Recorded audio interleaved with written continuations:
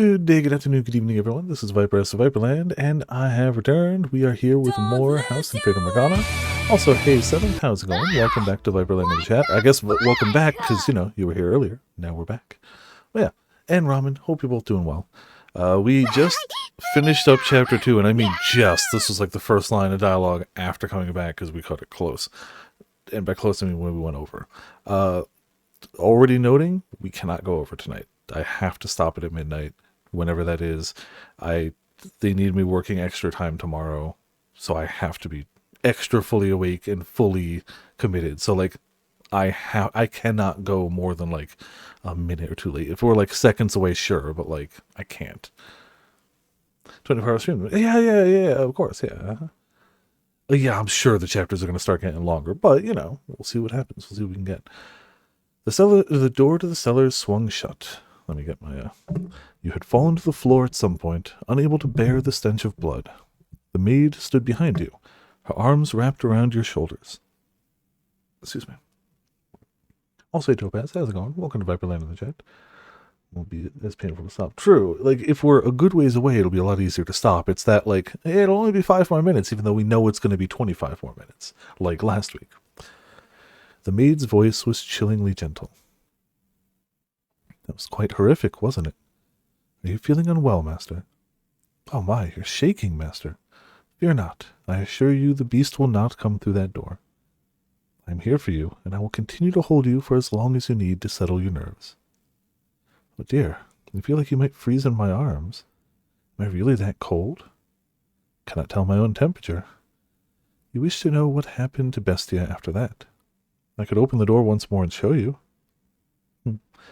But I have no intention of knowingly tossing you back into that den of horrors. Oh, whoops. The music had only been playing since she started talking, but whoops. Forgot to turn that on. I was like, why do I see gray out of the corner of my eye? He lost the rest of his humanity, becoming a holy beast. But the first bits were in silence, like always, so I didn't notice. And there's no, like, button push sound, you know. But, To tell just a little more of the tale, it is my understanding that an entire village was ravaged shortly thereafter. He was a bewitchingly talented swordsman. Not a single person living in that village could stand up to him. In the woman's memories you saw, he was a gentle man, yes? But even the mildest of men can change. Though personally, I believe that without an element of monstrousness buried somewhere within, a man cannot become a beast, regardless of what may push him in that direction. Do you follow? Now tell me, Master, have you remembered anything? Oh dear, I was afraid of that. I am a remarkably patient maid. I shall accompany you for as long as you require. So do please find your memories. Now let us head to the next door. The mansion is quite large, so hold on to my hand. We would not want to get separated. So we had garden, we had cellar. Of course, cellar door being one of the greatest phrases in the English language. You and the maid traveled down the dimly lit hall, passing by the mirror once again. Oh yeah, the mirror. Bedroom door for the next one? I don't know. Like, I don't even know what to guess. Bathroom door. Bathroom door, obviously.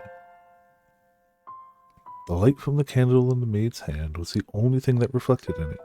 The maid herself did not appear. However, just as you were about to avert your eyes, you thought you caught a glimpse of white hair.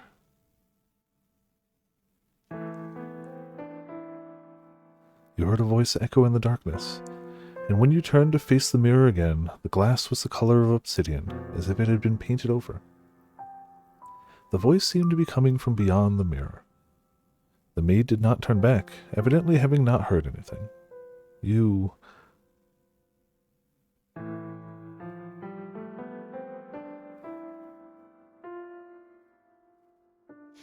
We have a choice.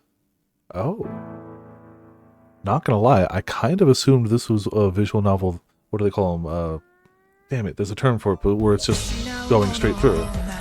Which was fine. I wasn't going to be upset about it. Also, Eric, how's it going? Congrats on 5 months of jail time. Kinetic, that's it, yes. Hello there, Viper. Sailfish. Oh, that's. I thought that was actually going to be more gold, but still not bad. Big fish, if nothing else. Yeah, gotta extend the hand, right? If the whole point is exploring, getting our memories back, poke and prod at curiosities, right? You know. You extended your hand towards the darkness, overrunning the mirror. The second your hand brushed against the surface, the tips of your fingers sunk into it. And the next thing you realized, your whole world was sinking into darkness. You could hear a voice. I am the witch.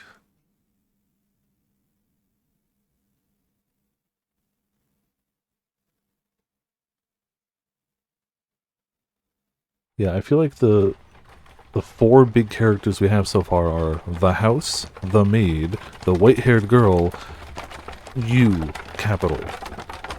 It's getting foggy. Looks like it might rain. Maybe we should take a little break. You want to keep going? Oh, alright then. We big fishing now? Hell yeah.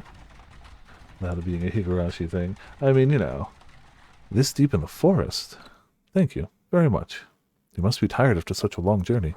This is the mansion I'm looking for, yes? You could have said something. Oh well. I should get going, I guess. Does no one live here? But if that's the case, then why was I... Such a big door. Please open. I gotta turn it down a bit on mine. It's loud as hell. It's not locked, I guess. Every time we play this game, I'm like, damn, game's loud. I can turn it down a bit. It's still loud. Shockingly. Crazily. I wonder if the window's open. Darn, not a hint of light. Hello? Is anyone there? Please don't tell me it's actually abandoned. Suppose I can't know without looking around a bit more. What do we have here? Drapes? See a little light beyond. It's so pretty. Looks like an angel? Why would someone cover this up? It's beautiful. With a little more light, it could be... Please do not touch the drapes. Or the windows. Oh, hello. You also have very long hair. And, you know, white hair. Sorry for coming in uninvited. But, I did announce myself. Is this, your mansion? It is. Thank goodness. I was afraid it was deserted. How far is it now? Oh, we didn't get any, like, year or date or anything, right? We just cut straight to it, so don't know. I suspect you would have preferred it if the house were abandoned. Oh, not at all. I would be scared to death staying in this dark mansion all by myself. Oh, because last time we had the maid helping us. We very much fell into this one, so... Yeah, I'm sorry. No ill will intended. We were being guided, now we just tripped over the side of a mountain and, you know, stumbled into something. But I do think you could do with some light. That way you could see where you were walking. I mean, they've got a candle. Hold on. And I'm sure this room would look splendid illuminated. Not necessarily. I make do perfectly well as things are. How can you see when it's so dark? Do you not see the candle? I have an abundance of candles and oil for lamps. I am not in want of means of creating light. It is not your place to criticize my lifestyle. If you need a light, you are free to leave. If you are in need of money, help yourself to some of the furniture. There's a village not far from here. Trade it for food, and make your way to a larger town. I'm no longer able to freely return to the city. I cannot go back there. Please, don't chase me out. I see. And do you ask this of me aware of how people refer to this mansion? They say that a witch lives here. Not merely a witch. A cursed witch. If you remain here, you too shall likely suffer your own destruction. They're worried for my well-being. Yeah, and you're looking down into my pool. Oh, okay. We also league in the dark. Oh no. No, please, anything but that. Witch or not, my mind is made up. I mean, you telling me an angelic guy named Michael framed exactly so that the wings and the halo of the stained glass behind him would appear to be his wings and a halo encircling his own head. No. No. It's fine. Don't worry about it. Which will strike you first, I wonder? Regret or the curse? Never do that symbolism. My favorite is that type of symbolism, like, turned on its head. And, like, the best example I always have is, the Fifth Element. The main antagonist, Jean-Emmanuel something Zorg. He's got a long name. He is almost exclusively seen with halo iconography around his head, but he is demonstrably the bad guy. Like, no questions whatsoever. He is the bad guy in the movie, and all across it, he is a bad person. But they almost exclusively show him with, like, a round window behind him, with, like, clothing that it accentuates it. It's just like, nice, okay. Oh, absolutely. And that's a damn good actor to begin with, but agreed, Zorg is... That's just a great movie. I love The Fifth Element so much. Such a good movie. But he still steals the show in a movie of show stealers. Except for maybe Ruby Rod might steal it from him. But that's okay. You seem to be doing just fine. It's only a tale. The witch is real. Very much so. I think that was wrong. It is not a legend nor a fairy tale. Forgot, can I? Yeah, because I think that was her talking. Yeah, oops, used the wrong voice. Whatever. Never done that before. Not once. Never will again either. It's cool. The witch. The witch's name was Morgana. We have a name.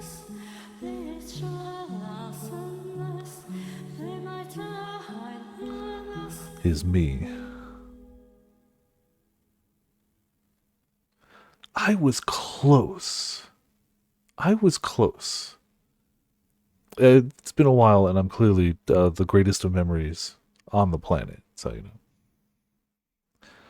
I think the last time I watched Fifth Element, I streamed it, but I was kind of feeling sick, and I didn't even make it through the whole movie.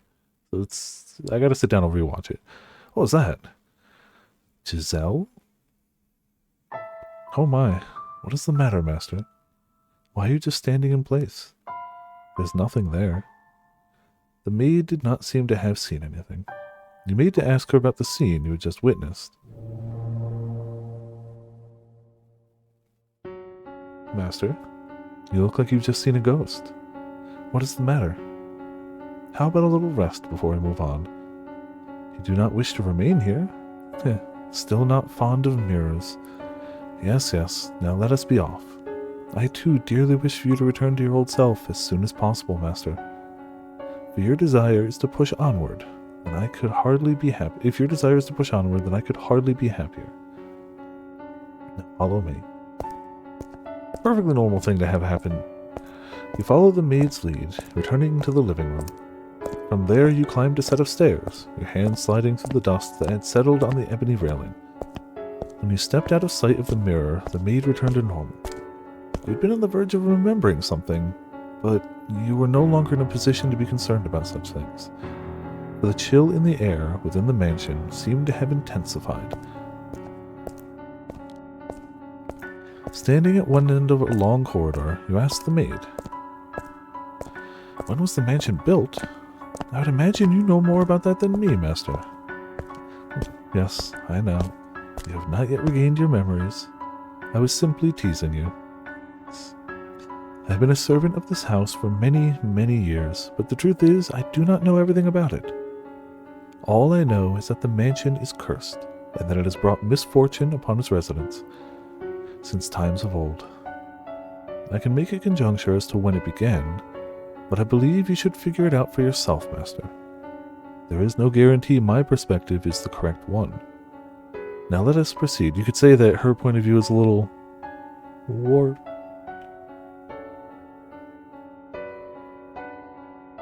at least in front of the mirror. You and the maid traveled down the dimly lit corridor. While the layout of the house was the same as in the eras of the flaxen-haired boy and the beast, the bleak, colorless gloom felt incredibly dreary. Can't ban me. Who's gonna keep playing the game? On the wall, partway down the hall, hung a painting. The painting, which depicted a beautiful landscape, was oddly entrancing, but you did not have time to appreciate the artwork. Your hand in the maid's, you passed by the painting. Before long, a door came into sight at the end of the hall. This door is what I would like to show you next, Master. Listen closely. Do you hear the voices? Lively but rough, energetic but coarse. What lies beyond this door is neither a period of elegance and abundance like the first, nor one of ruin and savagery like the second. Technology and culture had become quite developed. Cameras and photography had been invented. It was a time of great progress and many breakthroughs. And for that reason, those who lived in it were constantly seeking to try new things. The tale I am about to tell you is one of a man who wagered everything on his ambitions. Spoilers, he loses. Just a prediction, you know. I hope that what you see, Master, will stir something in your heart. Now, through the door we go. Please do not let go of my hand. The maid pushed open the door. Colorful balls bounced around atop a long, dark green table. One man, dressed in black and standing by the billiards table, turned towards the door. The room was inundated with eye-watering cigar smoke, causing you to squeeze your eyes shut.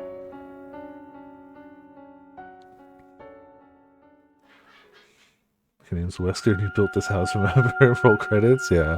The third door. 1869. Alright, a little further.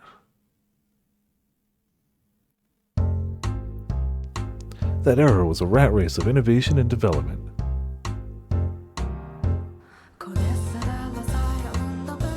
Damn. Okay. Alright.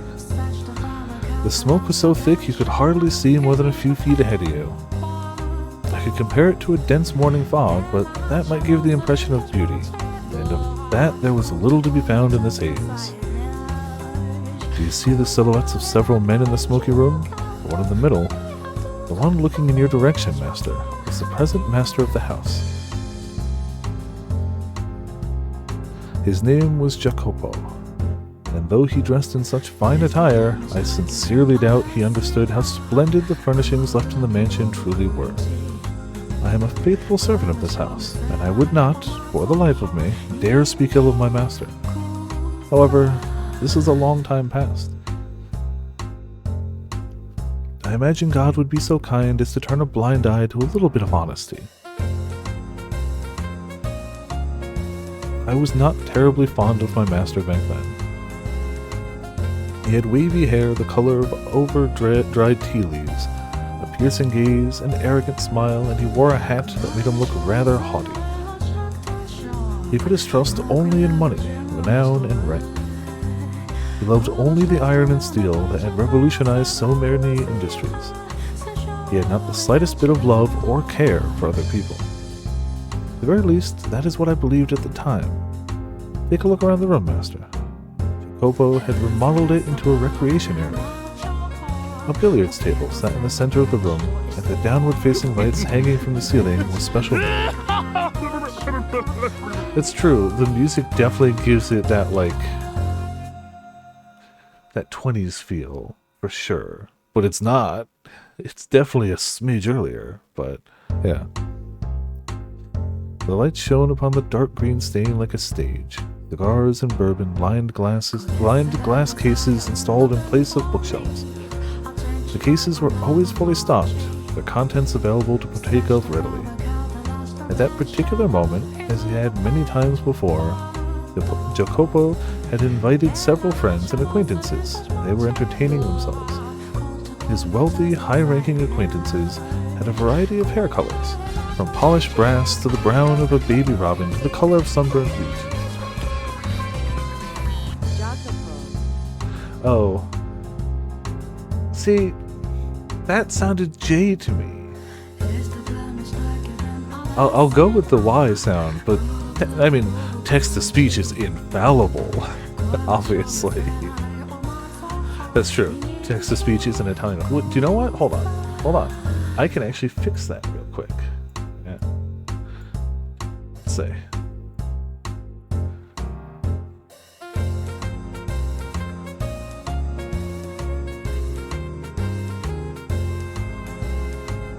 Translate. We will do Italian. Where the heck? The list is too long. Give me Italian. Let's see. Hold on. I'm gonna do this for a second just so I can hear it. Jacopo. There you go. That's a definitive Y sound. Definitive. Yep. Yep. Thank you, Italian Google Translate. It is, considering I think every time we've heard about it, for the most part, it's come from the maid. She is very focused on hair color. Like, I thought it was just a descriptor of the original, and then like the contrast of the white-haired girl between the flaxen-haired twins, but it's really something she hammers down. From polished brass to the brown of a baby robin to the color of sunburnt wheat. There's also much greater variation in skin tone compared to the visitors and residents of previous eras. But that was hardly any surprise, for the mansion sat upon land inhabited largely by immigrants. The New World. Oh, damn. What's the matter? What are you looking at? Oh, nothing. Just thought I heard someone say my name. Ain't no one there, unless you've seen a ghost. I don't believe in such nonsense. It's an old house with a long history. Wouldn't be surprised if it had a ghost or two. But if the place is gonna be haunted, take a princess over a bloody broad any day. Princess, eh? When she showed up, you'd have your way with this ghost lady, am I right? Please don't. Don't try to have your ways with a ghost. Okay. Yeah, it's like, I keep thinking it's still Europe, but I guess, yeah, no, it would absolutely fit, yeah. Color me impressed, son. You jumped her bones, and she didn't even got any to jump. Come on now, it's hardly fair. Not much you can even do with a ghost. My god, are you men or children? This is my house, and I would rather you didn't talk about it like that. Just the blatherings of a couple of drunks, pretending you didn't hear nothing. For the love of God. In any event, whatever happened to the printer you invested in? I haven't heard their name come up in some time. Can we please avoid that topic? It's been quite the headache for me. I thought I'd pay off, but always sounded sketchy to me. I'd recommend you pull out unless you want to find yourself with nothing left but a nice fat pile of debt. Could have mentioned that beforehand? This is killing me. The men's deep voices resonated in the cloudy room.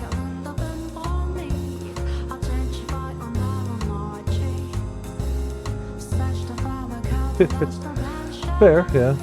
I assume it's about the same era, give or take. I have not watched Bungo Stray Dogs, but yeah. I imagine it's gotta be the same era? This game's been out a bit. When did this game come out? It's not a recent one.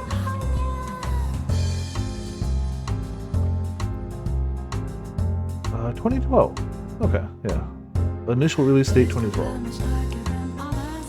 Oh, both came out in 2012. Common... Maybe they drew off of common things.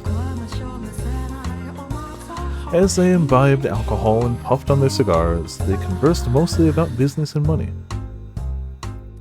Jacopo and the rest of the men were a breed known as investors.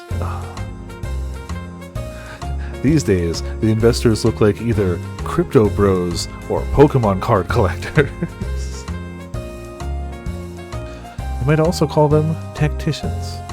They survived on information attained before anyone else by making swift decisions and having foresight. Oh, no, you'd actually call them high-level members of Congress and the government. Using information before anybody else can have access to it to invest smartly? Yeah, Well, instead of flesh and bone, their soldiers were made of ink and paper. To an outsider, this meeting might appear to be a congregation of friends, but in reality, they were observing one another, gathering information, and anything else they could use to get ahead. Insider trading is the meta, yeah. I mean, printing money, who would have thought? It works. At times, money and information were exchanged directly, and when they were no longer of financial value to one another, the relationship would pop like a bubble and dissipate into nothing.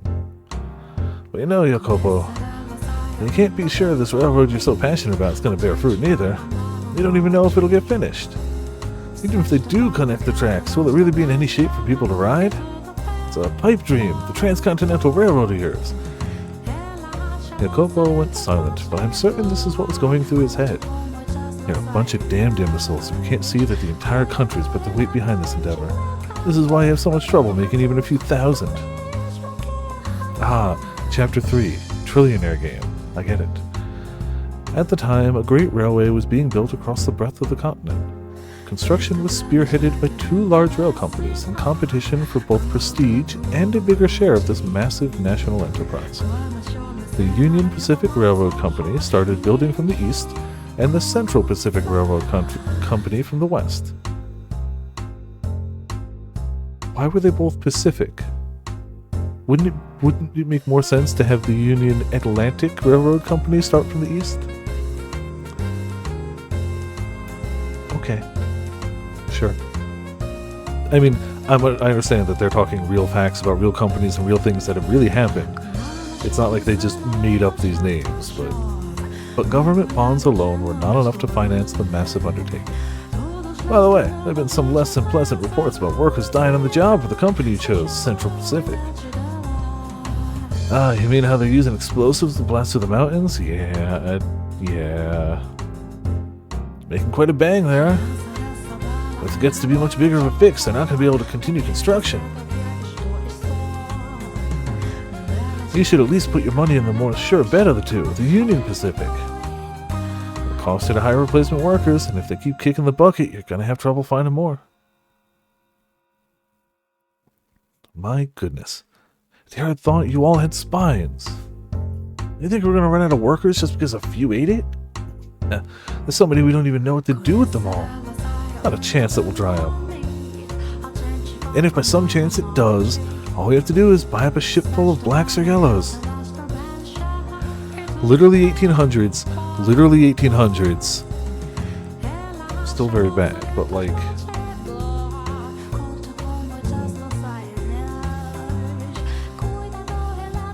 Yeah, railroad history is a shockingly not happy one. A lot of bad times happened to a lot of people who are not paid a lot of money to do a lot of hard work for the country as a whole, so that, you know, one or two specific people made a boatload of money. Pacific Railroad Act. Okay, gotcha. So both companies took the name. That makes sense. You won't get anywhere if you spend your time worrying about a few measly laborers. This is the 1800s, right? It's an endeavor backed by the entire nation. Their deaths are honorable in service of their country. The biggest loss is not of people's lives, but of time. The longer a project takes, the more money it costs, and the less profit we make. What we seek is rapid progress, even if the methods to obtain it are messy or deadly. The other men in the room chuckled uncomfortably at Jacopo's distasteful choice of words. Do you agree with his way of thinking, Master? Perhaps he does have a point, in that the great sacrifice is necessary to accomplish great things. And it is true that tragedy often lies in the shadows of the splendor of times long past. Furthermore, the way people see the world changes with the times, so I hesitate to criticize him too severely. Now, as I'm sure you have already picked up on, he was an investor who had put money into a railroad company. He also possessed several crude oil refineries, riding on the world's second wave of industrial development. The mansion, too, bustled with life in a way it never had before. Dozens of maids, including me, gardeners, chefs, sculptors, artists. At times we even had writers coming in and out of the house. There was rarely a moment of silence. However, I was not terribly fond of the hustle and bustle personally. But please, do not get me wrong. I am heartily opposed to the mansion being cheerful. It was just, how should I put it? The splendor of the time seemed superficial, heartless. It was as though everyone was being rushed along by some unknown invisible force. Part of it was, I expect, caused by the growing divide between those standing at the top and sitting at the bottom. Or perhaps the mansion is simply taking after its master. There's no time to waste. Everything is resting upon the success of this the project. Whatever it takes, I will ensure it happens. I need more money and more power. Suddenly, a restrained knock on the door stopped his train of thought. From beyond the door came a woman's voice, gentle as a soft spring breeze. Pardon me, I've made some tea. May I offer anyone a cup?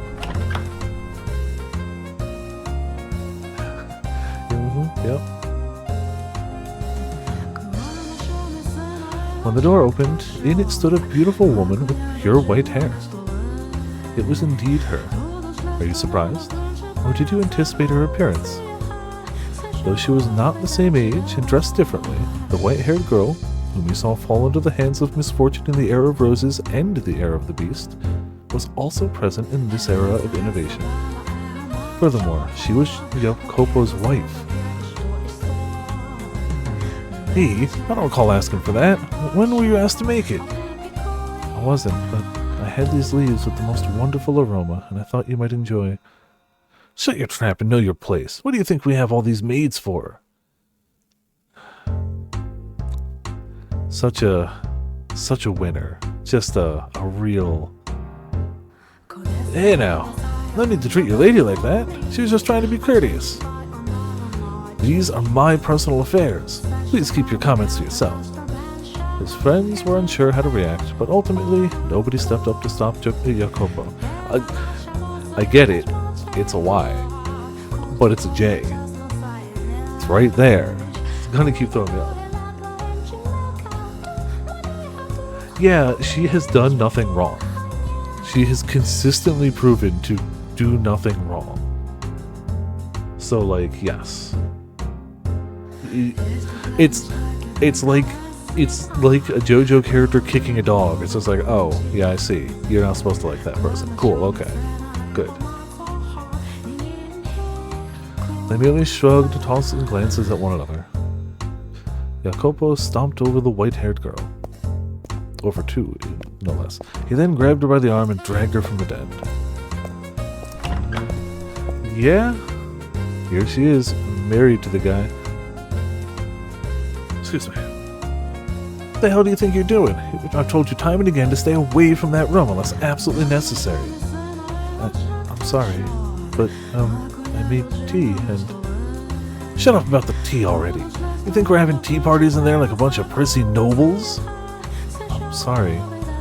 If you really feel so bad, don't go in there in the first place. Get the hell back to your room. I meant no harm.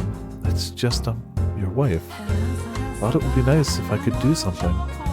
Like I've told you, that's not your job. Don't show yourself in front of the other men.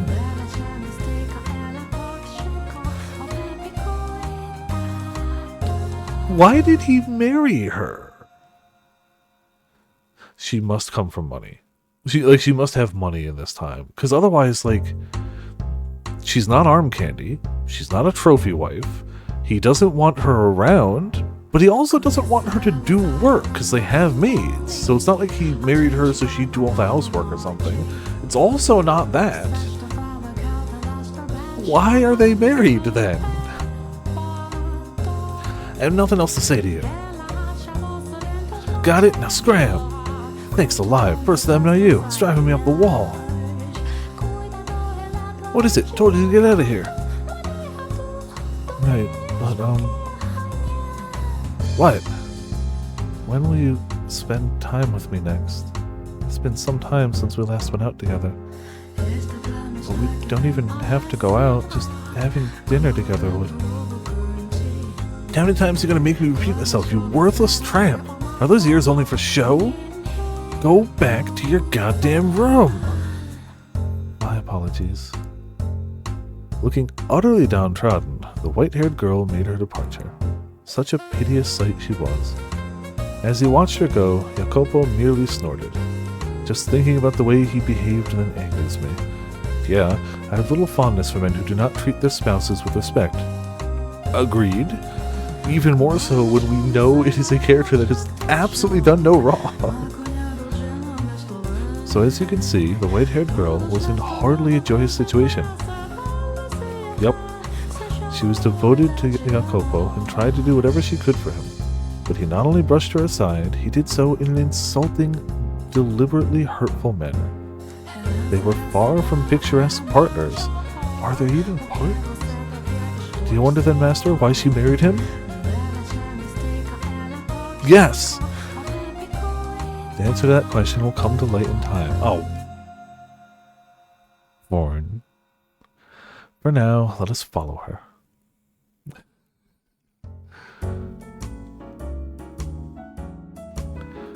Looking down dejectedly at the undrunken tea, the white-haired girl walked alone down the corridor. Damn, though. More good music. Crazy. Though its calming scent filled the air, there was nobody around to have their heart warmed by it, nor was there anyone to alleviate her loneliness. Despite being the master's wife, the maids who crossed her path in the hall said nary a word to her. As a matter of fact... Oh dear, I beg your pardon, madam. It's fine. One even bumped into her, stifling a laugh as she trotted off. In all likelihood, she had done it intentionally.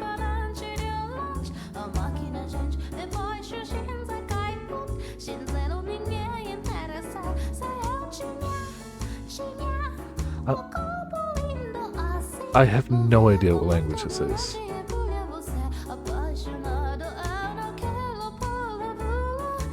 At all.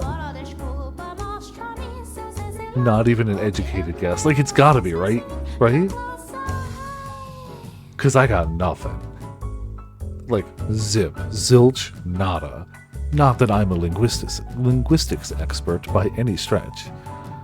But, like, it definitely doesn't seem to be of any of the locations the house has been in so far. But yeah, it's gotta be just something that sounds vaguely linguistic, you know. That's true. That is reasonable, honestly. That would fit the era. The poor white-haired girl who had fallen to the floor stared helplessly at the broken cups. The tea she had made for her husband was forming a stain in the carpet. Maid's behavior towards the mistress of the house was absolutely unacceptable. Nonetheless, it was commonplace, all because of the way Jacopo treated her. The more the man of the house acted cruel to her, the less weight her position as his wife held to the servants. Day in and day out, the maids worked busily, offered little opportunities for leisure, so they would naturally have accumulated quite a bit of stress, and she became the target for them to let off the steam. Not directly, but through a more subdued kind of harassment from the shadows. She must have felt quite miserable. I imagine she would have been better off as one of the maids. On the surface and in front of the others, they showed respect for her as Jacopo's bride, but behind closed doors, they acted very much the opposite. The disparity between the treatment she received around others, the treatment she was supposed to receive at all times, and the way she was actually treated made the abuse that much worse. And furthermore, as you have seen through the other doors, Master, she was a very reserved young woman. I feel like this is the worst off she's been at the start of one of these? I don't know. At the start of the original one, the flaxen-haired twins, she at least... I mean, she didn't have housing or clothes behind what was on her back, so I don't know. Is marital verbal abuse and disrespect worse than actual homelessness? having a home that's not safe or welcoming for you versus having no home.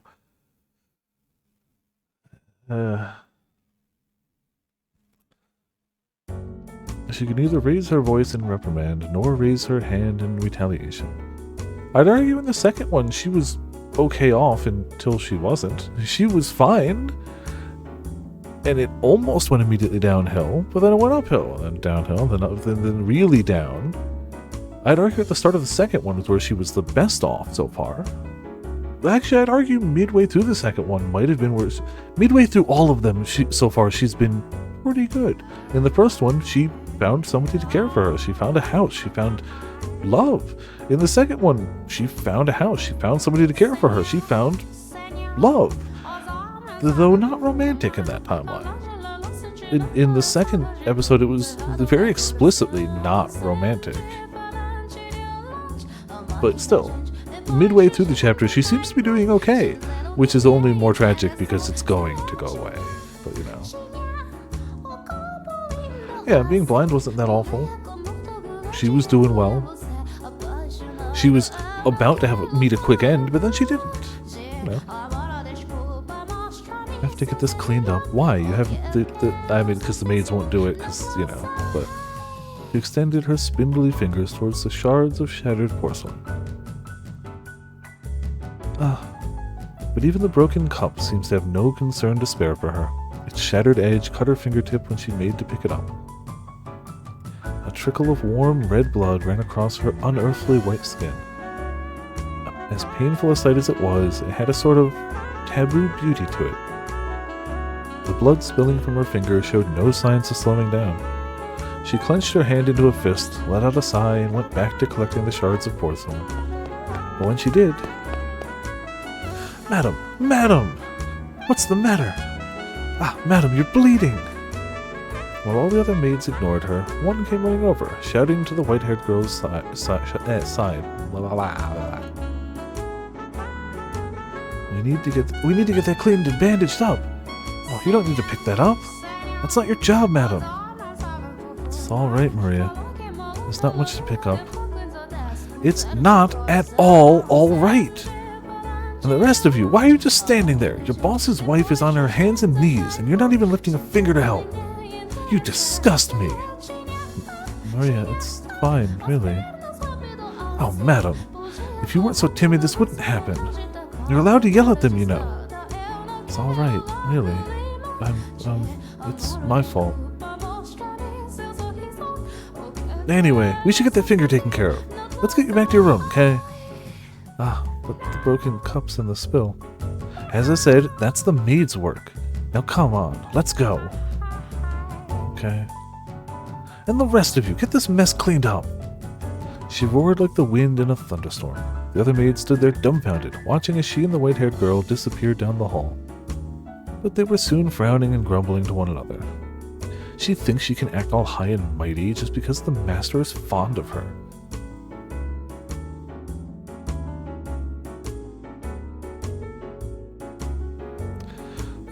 Yes, Shadow the Hedgehog says there. Yes, clearly.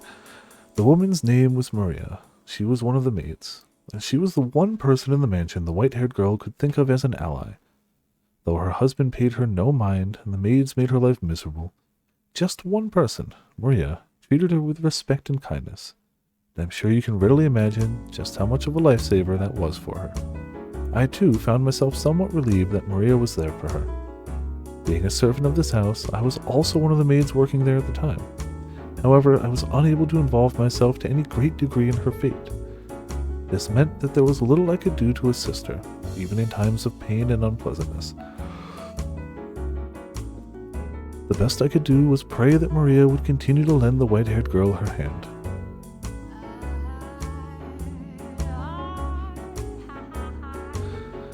And that does it. Thank you, Maria. You're always such a big help. Oh no need to thank me. I just did what any good maid should do. No one else is in the room, you know. Oh, right, then I can drop the act.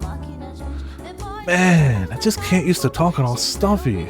I'm out there doing my best, but the head maid's still spouting stuff like, your manner of speaking is improper for a servant.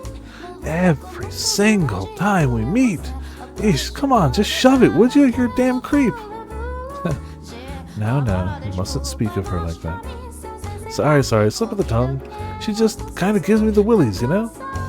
Speaking of, you dropped the stuffy talk too, madam. Kinda awkward if only one of us is acting casual, you know? This is normal for me. If I attempted to talk like you, I would freeze up out of nervousness.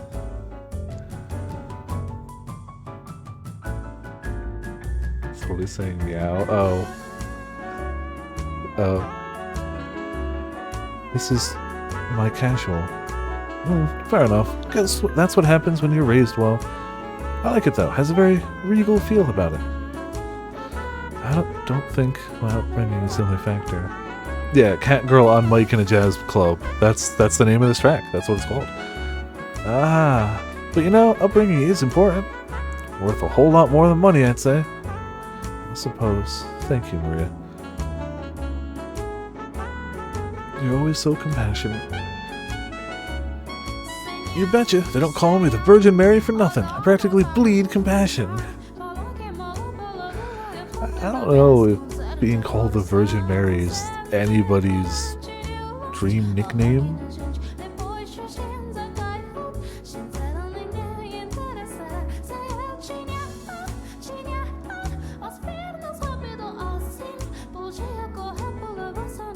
I finally changed my name on the Magic the Gathering app to Viper. So now people at the card store are finally starting to call me Viper. It's because I started going there with my brother, and I used my real name on the app, which is how you matchmake with people there. So it's been my real name the whole time, which I don't hate. But like, you know, why not? Lean into it. You know, that might be true. You very well could be the reincarnation of the Mother of God. No. You're supposed to laugh at that. It's just embarrassing if you take it seriously. Alone in the white-haired girl's room, Maria was acting much more friendly and relaxed as they conversed, as opposed to her no-nonsense attitude in the hallway. The two women were, as you can see, quite close.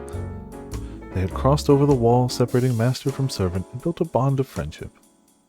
And at some point, they'd begun to speak frankly with one another when no one else was around. Maria was the only person in the mansion around whom the white-haired girl felt comfortable being open. I imagine she very much enjoyed these moments of conversation. You wish to know who the head maid was? My. Are you sure you want to ask me that, master? Some questions are better left unasked, for your own good.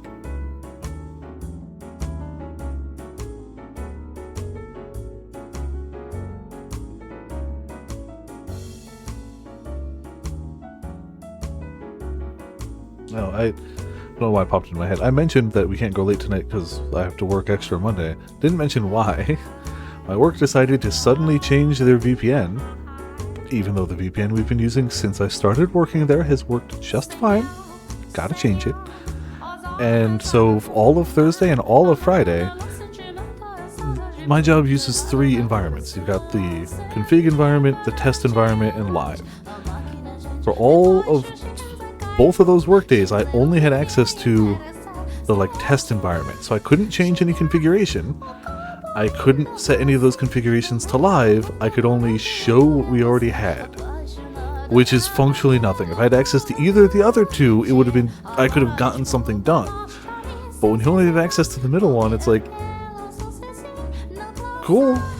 So now I have to work extra to pay up to make up for that. I still got paid for those days, and I'm still going to get paid for the extra hours, but I do have to kind of buckle down tomorrow and really get a lot done. Assuming it's fixed, which it might not be. I hope so over the weekend. So, yeah. Even better, it wasn't just me. My department is 3 people. My boss is on vacation for 2 weeks and affected me and my coworker. We couldn't do anything. So, card soon is true. It's very true. I have to say, madam, you have the prettiest fingers. Mine are all rough and dry and nasty. You think so? Mine haven't the slightest bit of muscle. They're about as frail as dead branches. Oh, who needs beefy mitts anyway? I still think healthy-looking hands like yours are far more attractive. Hold on. need to just snip that later for who needs beefy mitts anyway. Just, you know, just mitts, but shredded. What? What's it like? What's to like about these things? Women all over the world dream of having hands like yours. Slender, feminine, and perfectly cared for. I don't know, just looking at them lights a fire in my loins. Damn sexy hands. Just, Them fingers, though. Makes me want to lick every last one of them. Actually, say, can I lick them? Can I run my tongue up and down all 10 of those sweet little digits? Come on, can I? What do you say? Stop that, Maria. Seriously. I'm kidding. I'm just kidding. Oh, Maria. Alright, how did those tea leaves turn out, madam? The ones you imported. All the maids just adore it. They can't get enough of that aroma. I'd sure like to get a taste of it. If you, end up with extra, you think you could spare a sip from me? Tee. That was, what was in the cups I dropped. What? Really? Well, ain't that a crying shame. And Jacopo wouldn't have any of it? God, why does that man have such a stick up his ass? Right? He went through all the trouble of making it for him, and he was busy. It's not his fault. He wasn't. It is. Busy? You mean playing billiards, drinking bourbon, and puffing a damn cigar? It may look to us like they're just making small talk, but I'm certain their meeting has some importance to their business. Sure. It was imprudent of me to try to step into the men's world. That's just not right. I mean, you're his wife. Why shouldn't you be allowed into the room? It doesn't bother me. You should. You don't have to pretend. Here's an idea. How would you like to have some of that tea now? We also have some orange marmalade, which you like so much. And a scoop of that and a tray of cookies, and we have the perfect tea time. You're singing the siren song, madam, but you really should be doing that with him. You would not have tea. I suspect he does not like it. I don't want it to go to waste, so... Madam, no, it's none of my business, and I have no place at all saying this, but it's not impossible for a woman to file a divorce these days. You don't have to sit and take it, not one bit. Again, speaking sense here. You're pretty well educated and still young. Just hope even if you do leave him. There are plenty of other men out there. You aren't obligated to stick with that arrogant jerk. He's just very busy right now. There you go again. There was a time when he was kind. Eh? It wasn't like this when we first met. Back then he was a little awkward, but a kind man. Him? A kind man? Yes, believe it or not. There was indeed a time. I feel like when you have to talk about the kindness of your partner and you have to be like, yeah, it's shocking, isn't it? But I swear there was a time way before you knew them. It's leave. It's not coming back. Say, Maria, would you mind giving me a little bit more of your time? I'll make some tea and we can talk. Alright. If you're telling me about when Jacopo was decent, I'm all ears. Indeed.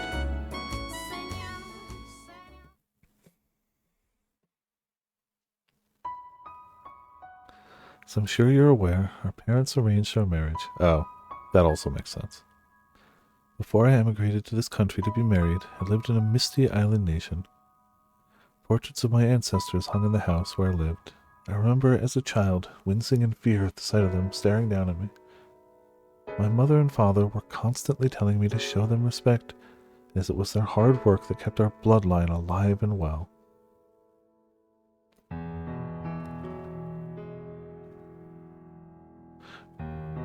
Respect the people who screwed before you? For the bloodline. However, they were fighting an uphill battle to do the same. It would have been clear to anyone reasonably perceptive that our house was coming tumbling down. Valuable furniture and paintings slowly disappeared, and eventually the portraits were gone too. As our house collapsed, so too did my parents' health deteriorate, robbing us of any source of income. And though I was educated, I lacked the skills necessary to obtain work. Just as we were about to run out of money and options, my parents received Jacopo's parents' marriage proposition. Both of our families stood to benefit from the arrangement. So she doesn't even come from money.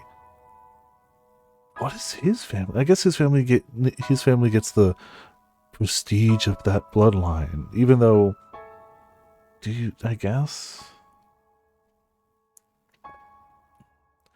Ah, I had social status, and he had wealth. Okay. Yeah. We each had what the other lacked. One needs more than money to make it in the world. Without at least a semi-reputable name attached to you, you're liable to get laughed out of most social gatherings. I first met Jacopo here, in this country. We didn't even know what the other looked like until our wedding day. Jeez. I know that's entirely not uncommon, especially as you go further back, but jeez. To be quite honest, I was scared to death at first. I was so nervous. What kind of man would he be? Blind dates? Psh, blind weddings, yeah. Yes. Absolutely. Well, to be fair, him being a wallet was really all he was there for, but admittedly not to her per se, but to her family. So, you know. While for sure both families benefited from this arrangement, I feel like Jacopo as a individual benefited more than the white-haired girl did as an individual. Was I to be wed to some middle-aged stranger? Hey. There's nothing wrong with middle-aged guys, okay? Hey. Don't be poo-pooing middle-aged guys, okay?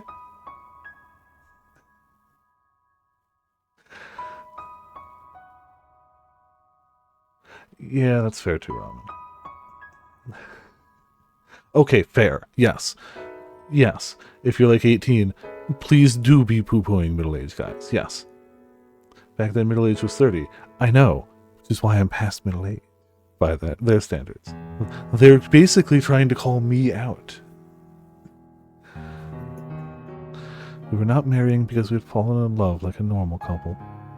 I knew I was in no position to be concerned with such things, but when I thought about our future, I shook with fear.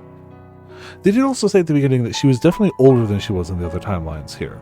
So, like, I'm not saying she's, like, in her 30s, but I am saying I don't think she's, like, 18 in this one.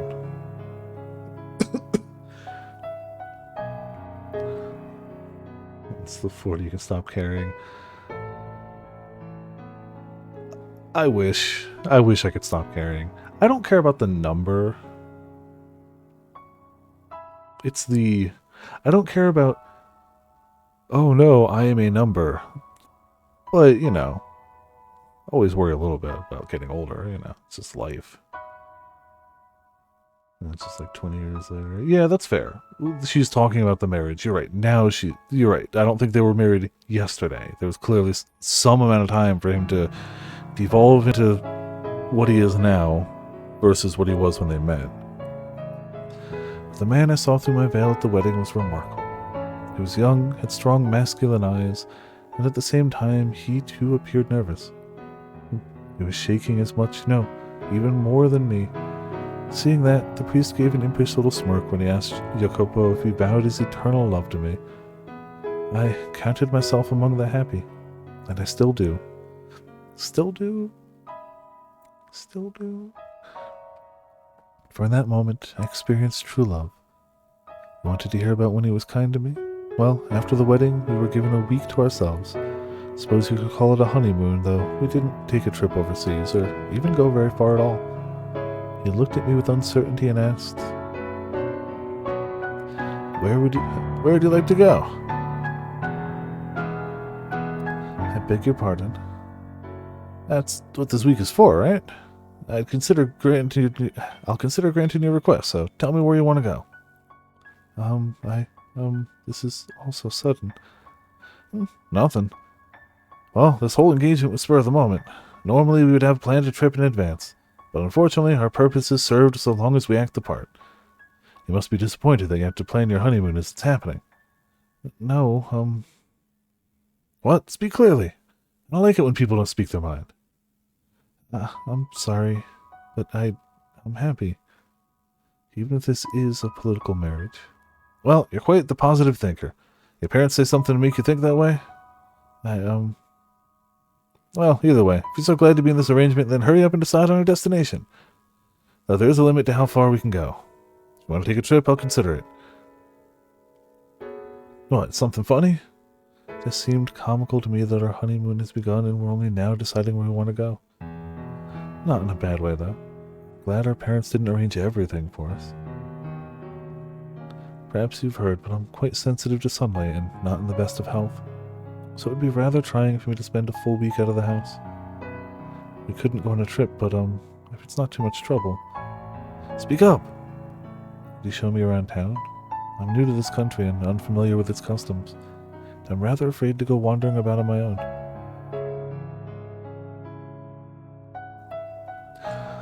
Show you around? Yes. Would that be possible? Whoops.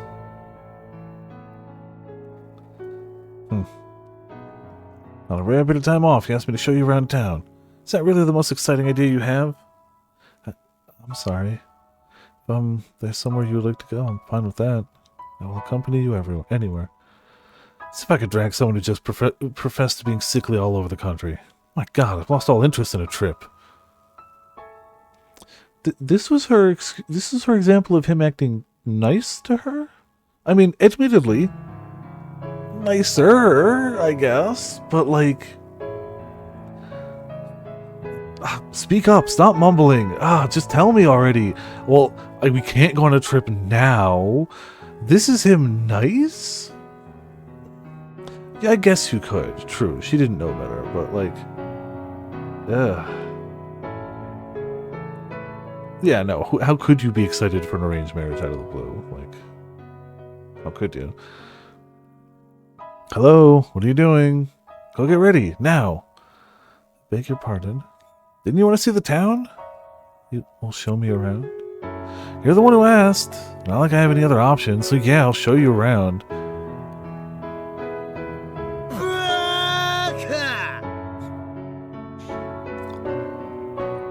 Okay. Thank you. Don't just stand there, you dullard. Get a move on. One moment. Wait for me, please.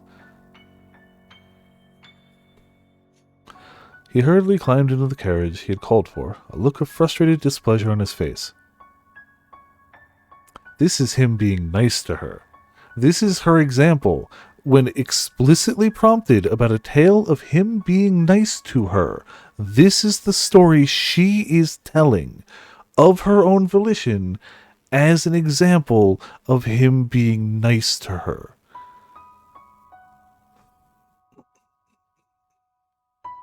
Yeah, it's definitely a real photo. Don't know if he'll ever go dairy. No.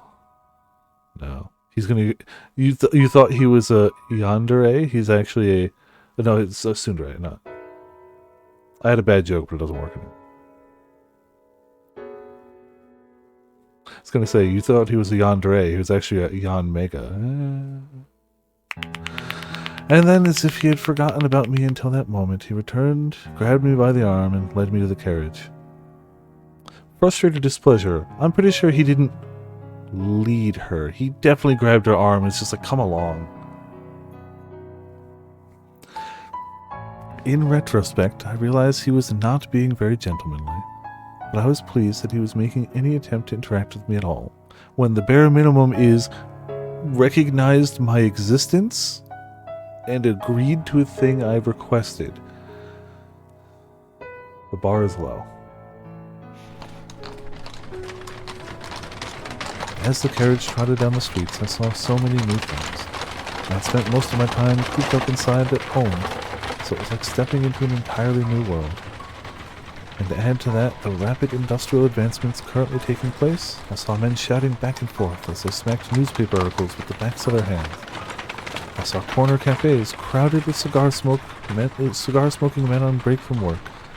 It was like the hustle and bustle of a festival.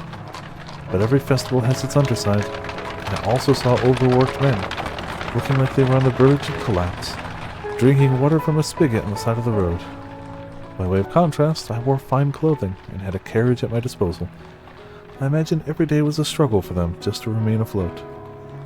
Had I not married the man I had, I too might have found myself on the streets in a similar situation. But it was not relief that spread through my breast at the sight of them, it was pangs of guilt. It felt to me like a life of opulence was wrong, sinful. It broke my heart to know that I was living so much better than them.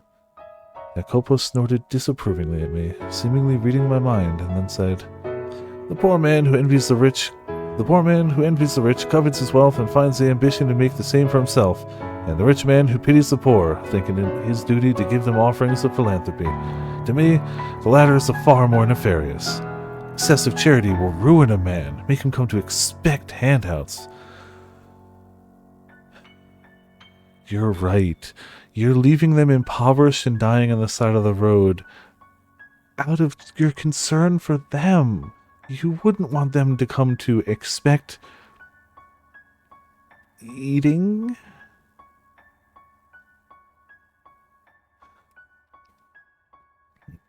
Then there are those with the wrong idea of pity, who let themselves fall down the same place, mistakenly believing it will somehow make the poor feel better. What a joke.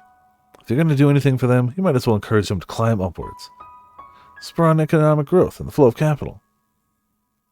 So, you on the higher end, Jacopo, you're going to make more jobs available to those, like the people struggling for money, and make sure that the jobs pay a living wage, right?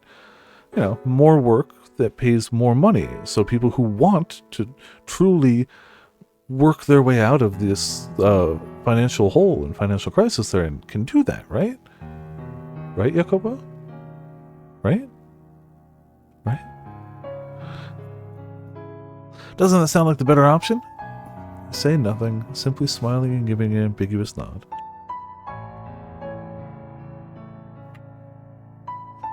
He had a point. My sympathy and guilt meant nothing to people actually experiencing hardship. If, feeling guilty for my own fortune, I acted upon that pity in the way he had described, it would accomplish little more than self-satisfaction. He seemed to have seen straight through to my very core. This was a man who had built his own fortune through investment, which I imagine required him to be rather astute. He's clearly astute in the world of business, not in the world of people. Oh yeah, and get paid basically nothing to die building the railroad. Oh, where's the... Hold on. It reminds me of a bit of music. I'm just going to post in the Discord.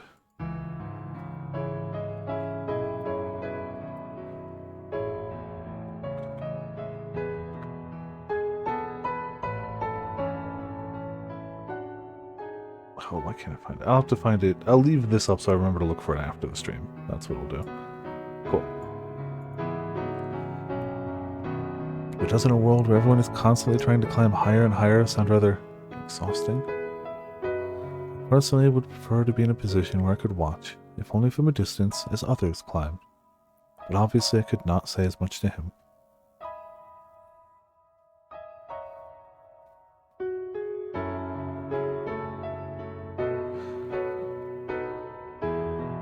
Oh, that's true, yeah. They keep the backgrounds pretty aligned with the times. Sometime later, the carriages came to a stop in front of a shop. As I looked at the building perplexedly, he gestured to the door with his chin, signaling for me to get out. Lost and confused, I stepped down from the carriage, and before me spread a showcase behind a large glass window. However, lined up in the cases were not precious metals or expensive clothing. Yeah, they did their best to make them look painted. However, but machines. At first, I had no idea what kind of devices they were. Have you never had your photo taken before? No, I have had a portrait painted, though. Are these machines for taking photographs? Portrait, eh? Why am I not surprised? Did not mean to boast. Go on, get in. Ah, please, wait for me.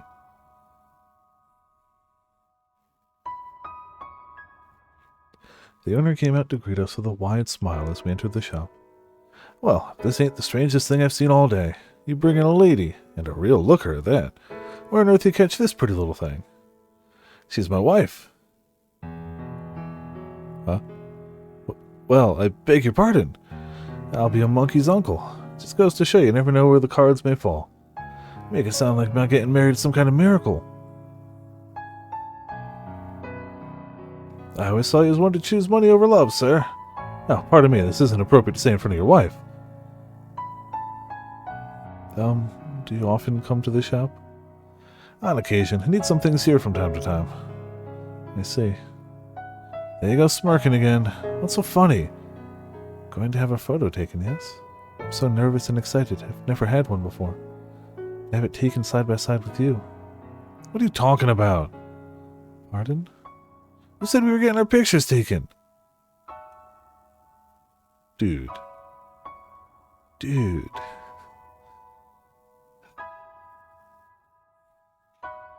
And side by side, please. You're sending shivers down my spine. But this is a photography store. Hey, shopkeep. The product I contacted you about, is it ready? Oh, yep. Sit tight. I'll be right out. You take a seat. There's a chair over there. What? I'm going to show you something much more exciting than sitting still waiting in front of a camera lens. Oh? Just do it as I say. Okay. I sat down in front of a large mirror, which I presume was normally used to check your appearance before having a picture taken. Sitting before a mirror with someone else present was quite nerve-wracking. Out of embarrassment, I dropped my gaze to my knees. When Jacopo returned, I was entranced by the curious object in his hands.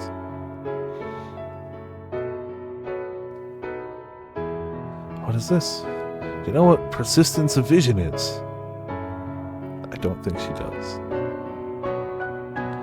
Human eye does not perceive the world 100% accurately. This is especially true for objects in motion.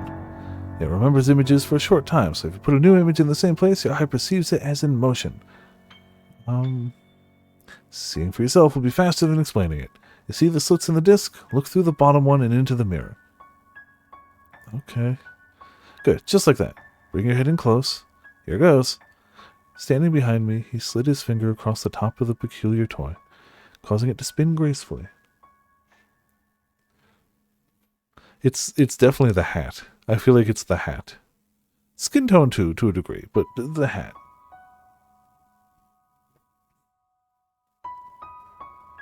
Way nice in his face. It's true, he does look gentler here. He still acts like a douche, but he looks at least a little kinder. And then...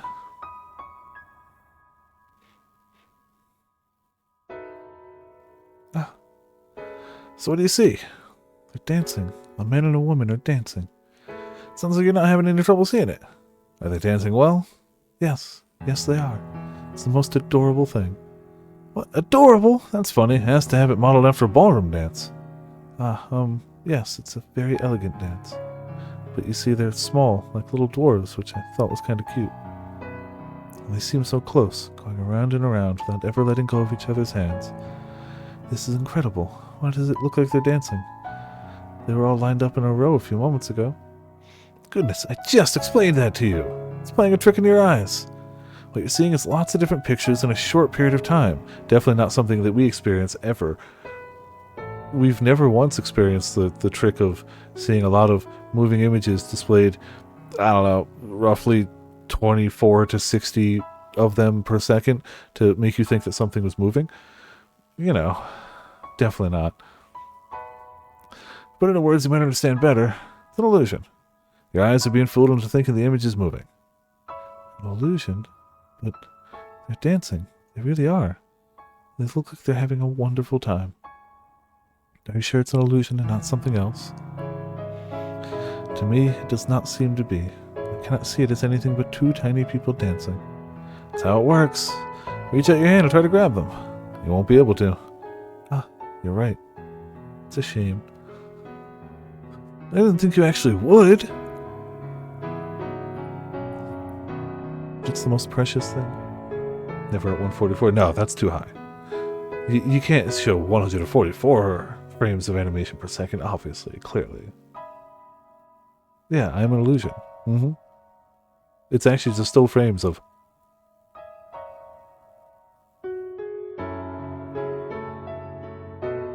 just looped in different ways, you know. They look as though they're dancing atop my palm. I was mesmerized by the strange phenomenon. Pictures were moving, after all. Still images had begun dancing before me. It's almost as if God had breathed life into them.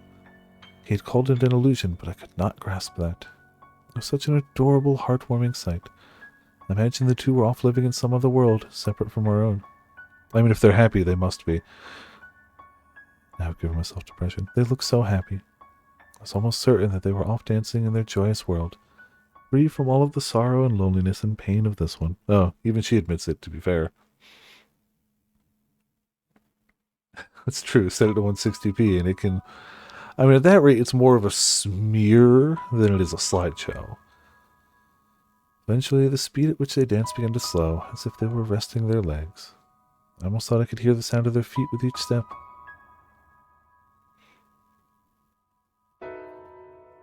Ah, they've stopped. They can dance forever. They don't get tired. I see. I'm amazed such an incredible device exists in this world. Makes me wish I had gone outside sooner. Sure, someone from as distinguished a house as yours has seen plenty of amazing things with your family. Hardly. I rarely ever left the house. I'm ignorant about the ways of the world. If you had not told me, I would have probably never known about moving pictures. The illusion of moving pictures. Do you like it? Yes, of course. More than the portrait you had painted? Yes, I do. The painting was wonderful too, but you can't seem to make up your mind. Go on, tell me which do you like better, the portrait or this? I like this better. I see. He looks somewhat pleased. Though, when it comes down to it, this is a simple trick only a child would fall for. Wow, the backhanded compliments. Jeez. YouTube videos, you like playlist. Ah, yes. The true old ones. Man, I wish I knew a way to make the Final Fantasy 16 stream look to you guys half as good as it looked to me. I have no idea. I've only been streaming for like a decade. I don't know how to change settings to make stuff look better. Which is unfortunately accurate and unfortunately not great. But like, I've improved it over time. I don't think I could have... I don't think anybody... Like, how do you do that? You know. Then, I suppose that makes me a child. If it means I get to watch something as splendid as two tiny people dancing, I'll happily fall for the trick. Quit describing it as two tiny people dancing. You're going to lose your head that far up in the clouds. Oh, I'm sorry. I do not know how else to describe it, though. It's a toy called a phoneticistoscope. Sure, phoneticistoscope. Phoneticistoscope? Oh no, there's no, yeah, phoneticistoscope. I added a T in there. Of course. Yeah, that's fair. I'm sure at some point you can either make a computer good enough with the internet good enough that Twitch just basically goes directly to your house, but like, in general, no. Yeah. 16 broke all streams. Ah, gotcha. What I should have been doing is recording it separately, so I could at least upload that to YouTube, so it only went through the YouTube compression, not Twitch, then YouTube, but yeah, whatever. I didn't. Oh no, people might actually go out and play the game to see it in its full splendor, and its full splendor is great. 1833. Okay, that makes sense. Fennicus wheel. Close enough. It was invented around 30 years ago. There you go. Yep, PS5 ones. That's true, I was doing mine on PS5 too, so. I had the shopkeeper make one modeled after the original design. The shop owner drew this. He did. A lot better than you'd expect, isn't he? Yes, indeed. Surprised he could draw something so cute. Say that to his face and he'll go red as a beet. What I'd give to get a load of that. You should tell him the next time you see him. He's a sweet man. Despite how he looks, you mean. It's not right to judge people based on their appearance. She's done no wrong. The worst thing she's done is enjoy things and want to treat people well. Yeah, I'm just kidding. Yeah, Jacopo has never judged somebody based off their appearance. Never once. Don't take it too seriously. The shopkeeper here loves new technology.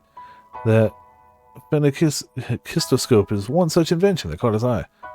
You can trick the eye into thinking drawings are moving. Using a sequence of photos, you can perhaps make it seem as though real people are moving too. To be fair, this is a different thing, but you know. And if it becomes possible to show these images to many people at once, these developments could broaden the options artists have to express themselves. Until people like you know, investors, start sticking their fingers in that pie, and then the artist can't really do much because the investors have decided that, you know, not doing what the artist wanted to do would actually be a lot more profitable. So, you know, your creative vision kind of has to go down the toilet for our investors and shareholders. Shame. Not drawings, but photographs. Yes, photos. By taking hundreds or perhaps thousands of photographs, it would be possible to reproduce the world as we see it. This room, people walking down the streets. There's no point in recording boring everyday life, though. If you're going to leave a record of anything behind, you may as well let Michael Bay direct it. It should be the projects and enterprises that move yeah, if you're going to record anything, it should be the people doing the work that don't make any of the money that you're making. Yep. Yep. Say, for example, a moving record of the opening ceremony of the railroad. That would be something worth watching. And then in time, it would expand beyond a mere record-keeping technology to find its way into the hands of artists. Is such a thing possible? He must remain still for a long time just to take a single photograph. Right now it isn't, but eventually it will be. And I'm not simply fantasizing here. Is that so? Sounds so very futuristic. Do you... What? Do you want to support people who work on that sort of thing? Is that why you're friends with the owner? That has nothing to do with my wants. I merely think there's money in it. The rich starve for entertainment, and artists create that entertainment. I'm pretty sure the rich don't starve for anything. But, you know, whatever. No interest in the pretentious self-expression. Just want their money. What? What's so funny? You look like you're enjoying yourself. Well, yeah, I'm talking about money. You know, the only thing that matters in the world. Not you, not anything else around us, but just money. Honestly, damn it, I was being facetious. I was joking. Honestly, it's just about the money. As you say. I can't believe. And he's just like, yeah, of course I'm happy. I'm talking about money. The only thing I care about. Alright, let's keep moving. Next is dinner. What? We're leaving already? Does that displease you? No, not at all. To tell you the truth, I wanted to spend a little more time playing with the Fenacus wheel, but I could not bring myself to say as much. Reluctantly, I approached the owner to return the wheel. Don't bother. Bring it with you. What? But if you don't want it, that's fine too. Just make your decision quickly. You're making the driver wait. Having said that, Jacopo exited the shop. I alternated between looking at his back and the Fenacus wheel, debating what I wanted to do. And then, with a smile, the owner whispered to me, "You're allowed to keep it, really. Your husband out there had it made as a gift for you." Me? A little while back, he came to my shop asking if I could make a Fenakistoscope. Now that about knocked me out of my chair. He's a man who almost never asks for favors. Pretty damn brusque, and he's got a tongue sharp enough to cut steel, but he's not wicked to his core, I swear it. So please, ma'am, be a pillar of support for him. In that moment, the Fenacus wheel became a precious treasure to me. We had only just married days earlier, and yet he had commissioned it for me without even knowing what I looked like. I was filled with a warm, pleasant elation. I agreed with the owner. Jacopo was not a bad man. He merely had difficulty expressing himself.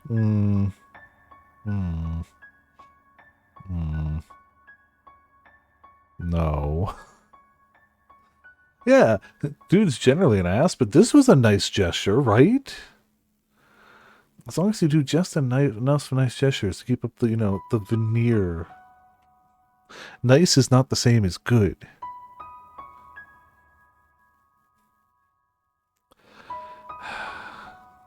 Right? But she also has minimal experience with the outside world at all. This is probably one of the first few men not related to her that she spent any amount of time with. Hurrying back to the carriage, I gave him my deepest thanks. He glanced over at me for a moment, then turned back towards the window and muttered, "Yeah." From there, we went to a restaurant for dinner. Call this a pizza? The crust is You call this a pizza? The crust is an atrocity. It's like I'm chewing on rubber. How can you wave my country's flag, he's definitely Italian, and not serve spaghetti? Do you have any shame at all? How can you wave my country's flag and not serve spaghetti? We knew he was Italian because of the name, but still. Hey, you want pizza? Pizza is delicious, though. But chewy crust, maybe not so much. It doesn't need to be, like, super crispy, but his wine is pitifully imbalanced. Far too high levels of acidity. Listen to me carefully. The house wine is the face of a restaurant. He complained about every little thing. It was a complete disaster.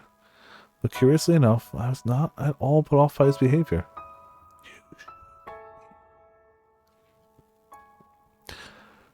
Somebody who treats the people they view themselves as better than as dirt. That's not a phase.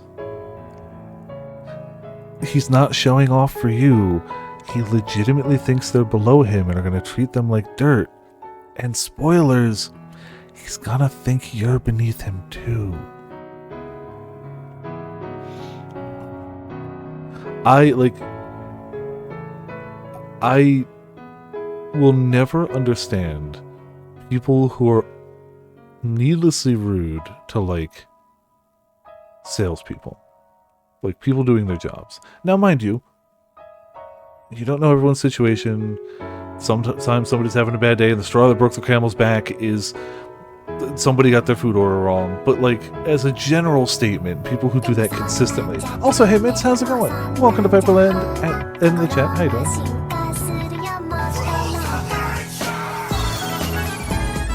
Still one of my favorite ones there. Mitts in the club. Aw, thank you so much, Mitz. 95 huge heckin' months. Oh yeah, Mitz, I need to clip it later, but we found beefy mitts. So yes. We have found beefy mitts, though apparently they don't need beefy mitts. Sorry. That was earlier tonight. But how you doing? Hope you're doing well. Hope your weekend has gone well. It's soon Monday. Rats. But hey, that's how it goes. Curvy legs with beefy mitts. Yes. When the sun set, the carriage made its way to a nearby hill. The cool nighttime breeze felt wonderful on my skin. Flush from the alcohol and the light from the gas lamps had a comforting warmth to it. Though Jacopo had complained about the quality of the wine, once he had intoxicated himself, his mood improved visibly. Yet drunk people tend to be happier. At least acting that way, Beefy mitts or shredded grim. I don't know. It could be the fight of the century. It made him unexpectedly talkative. Yeah, alcohol do that too. Look out of the city. A gloomy town that shuts down at night isn't suited for expansion or growth, but this city isn't like that. You can see people walking beneath the lamps, and you can hear the bustle of them talking. This is a city that still has plenty of room to grow. As they ride the rising wave of the economy, many, many more people will gather here. More people means more money in circulation. More money in circulation means the city grows, companies are founded, and more goods are brought and sold. Will it really change so drastically? It can be difficult to see what's happening from the inside. The majority of people just go about their daily lives, and the next thing they know, things are different. No, I'd wager most don't notice the changes at all. Only those with eyes sharp enough to realize what's happening can see success. I cannot afford to overlook even the most minute change. Do you have a dream of some kind? Did you not hear me talking about money? A dream? I'm not sure if it's easy enough to call a dream. Others might call it greed, or perhaps ambition. No, greed, yeah. Pretty good at leg locks, probably cheap, but with biting. I mean, hey, we didn't say it was a boxing match. We said it was a fight. Since when is biting cheating in a no-holds-barred fight? Yeah, it's only cheating if you lose. Leg lock and then just like...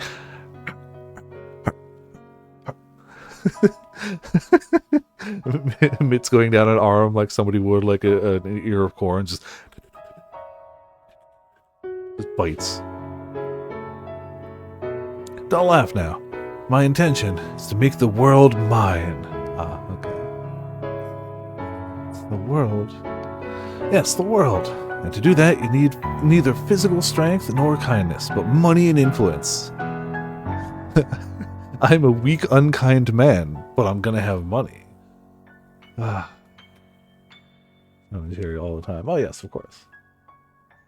I haven't known too many people who are nippy in my life, but I've known a few. I've known a few for sure. People have no choice but to kneel before those forces. Why are you so intent on obtaining power? Because I want to change my country. I imagine. Your country? You're aware that I, like you, am an immigrant, right? I immigrated from an island in the Mediterranean, though not the same island as you. My country is a peculiar place, where candor and violence go hand in hand. As a whole, the country is on the poor side, and if nobody does anything about that, I'm one of a few of my fellow countrymen who has set his sights on the New World. They're falling far behind other nations. If I find success here, perhaps it will catch their attention. But if it doesn't, then my country is doomed to collapse. You have much love for your homeland. My feelings are a little more complicated than mere love. That's nothing you need to concern yourself with. Well, I'll have to remember not to get myself drunk around a woman again. Forget everything I just said. It's about time we head back to the house. Alright, but, what is it?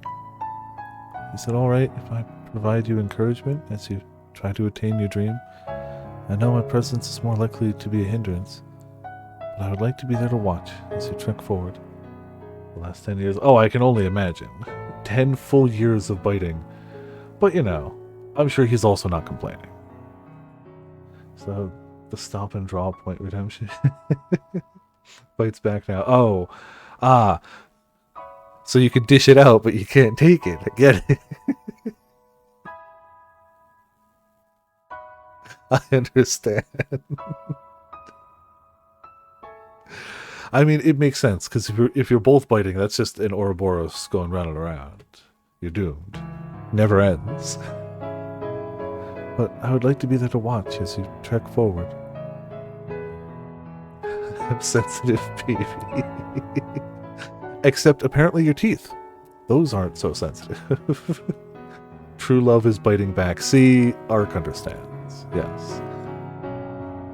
Suppose, do as you wish. Thank you. You have my support then. Admits as a vampire? No. See, I don't think somebody being bitey... to me, that doesn't translate as vampire. To me, it's almost more like... I mean this in a complimentary way, but it reads to me more like a dog or some... like, because dogs just like to have something in their mouth. It's just kind of like a sign of affection / comfort. Again, I mean that in a positive way. I did not mean that derogatorily. I know calling somebody a dog can be taken a few different ways. But I truly mean it in a positive way.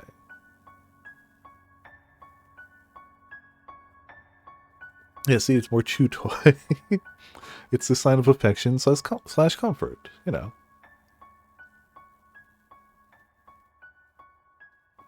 If teeth marks are left behind, it wasn't intentional, but life goes on.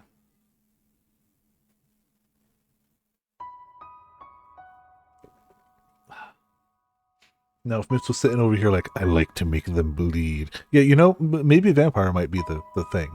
Maybe, but I wasn't getting that vibe. Fight for self-affection by whining. You can't outwhine a dog. It's impossible. Sometime, I don't think Mitz has heard it. Potts has, and Potts, if they were here, could attest.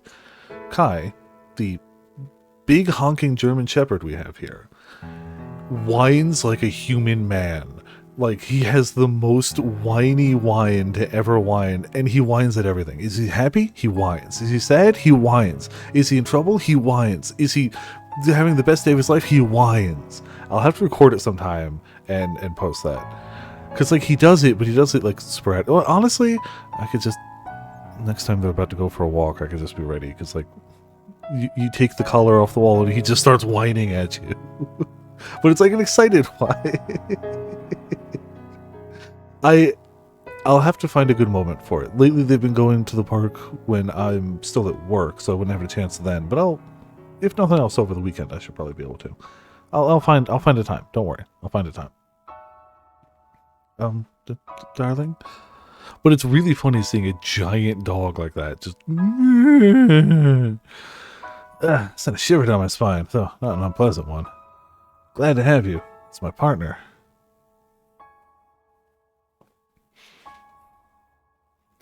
I was without a doubt happy then. His smile, the things he said, the Fennicus wheel he gave me, they were all undeniably real. And those memories give me the will to wait for the day things go back to the way they were. Excuse me. They allow me to believe.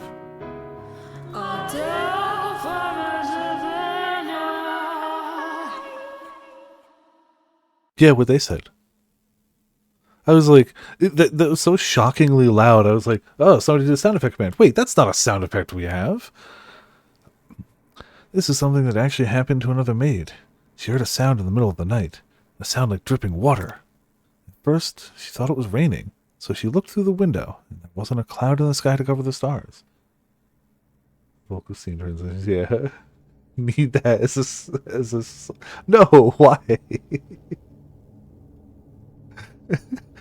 Maybe it's a faucet, she thought. So she stepped out of her room and into the corridor. Compared to her room, it was unearthly chilly. The maid regretted not bringing something to cover herself with. And that didn't make any sense. Normally, the temperature wasn't that much colder outside her room. Her night clothes had always been more than enough for a trip to the lavatory. Wondering what the reason could be, she made her way towards the sound. But then she realized something. Scene transition and then choir. Don't get me wrong. It would be funny. We'd use it twice, and then it would never get used again and we'd forget it existed. Like every other sound effect we have outside of like 4. You're right. That, not saying that stopped me. There's a reason I recorded that bit. We'll see if I clipped it.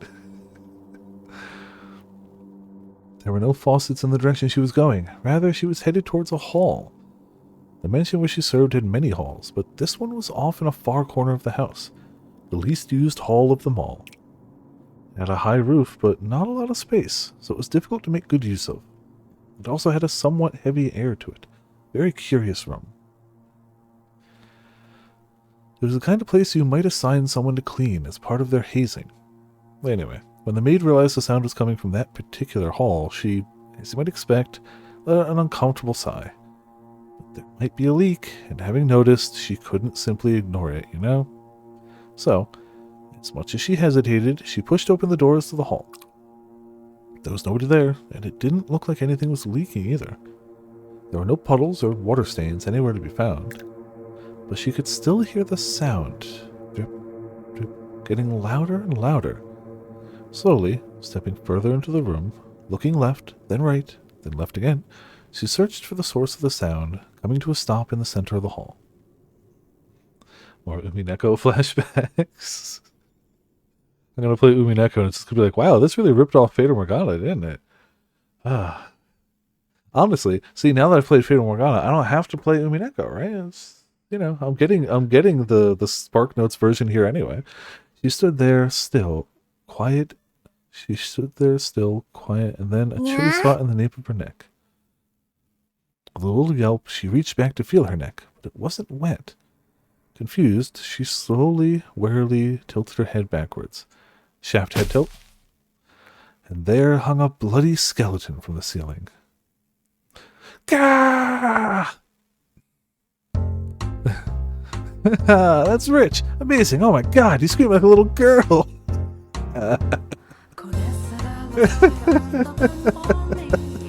I'm glad that it was him screaming at the tail. Good. Rhea, you little... My god, are you men or children?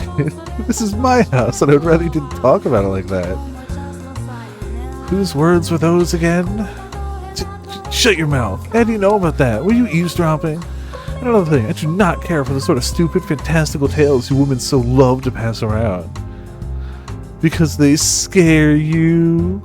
You've never been able to handle anything scary, Yokobo. Whoa. Don't glare at me like that. You're going to destroy my sides. Speechless. Utterly speechless. He may be cheating on this. To be fair, we don't know if he's cheating. He's treating her badly, yes. I don't know if he's cheating. But he's definitely being unnecessarily mean, cruel, and callous to her. But yeah, that was pretty funny.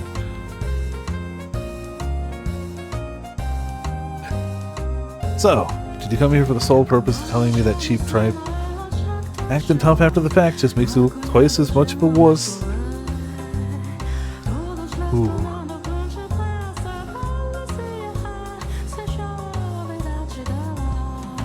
Her and the white-haired girl? Yeah, probably. Well, I mean, I did make up a good half. I did make a good half of it, but the maid really did hear a sound in the middle of the night, and it came from the back hall of this very mansion. Did you know? They said it used to be a chapel. Again, I have no interest in you woman's little ghost stories. Is that so? You sure you're not just scared? Maria. Well, that said, the rumors aren't completely unfounded. This is a pretty old mansion, and it's had a lot of work done on it. Kind of feels like it's barely holding itself together. Like a big old quilt with pieces from all different time periods. You know, that's not inaccurate. The back hall is one of the oldest patches. There's a huge window on the far end, and supposedly there used to be stained glass in it. There's a depiction of an archangel, they say. Such a shame. I wonder when it was broken. If we're still there, I bet it'd be worth a fortune. I find that hard to believe. First of all, why would anyone put a chapel inside a mansion? Got a point, I guess. Now, how about you do some actual work instead of distracting yourself with all this nonsense? I do work, but the other maids can be a bit nasty, you know? Dealing with other women is like walking on glass. Am I to blame for that? Well, I said you were. Don't grimace. Don't give me that look. They're just not fond of me. Simple as that. Nothing you can do about it. Is that so? Yeah, I was talking to the madam, and she was telling me you used to be quite the gentleman. Were you perhaps actually in love back then? You sure don't act like it, so it's easy to miss, but I guess you're not made entirely out of steel. Just like when you were younger, you're still... Do not speak of that. Past is not worth remembering. It is unnecessary. So to you, the past exists just to be cast aside? It's not important. You don't want me to talk about it. I won't talk about it. But your wife... Never mind. I'll leave you be. I have to get back to work soon. I'll be staring down the head maid's arctic smile. Alright. If fancy strikes me, I'll drop by and we can trade more ghost stories. Yeah. What, no ghost stories? No, not that. I have not forgotten those days. But, no,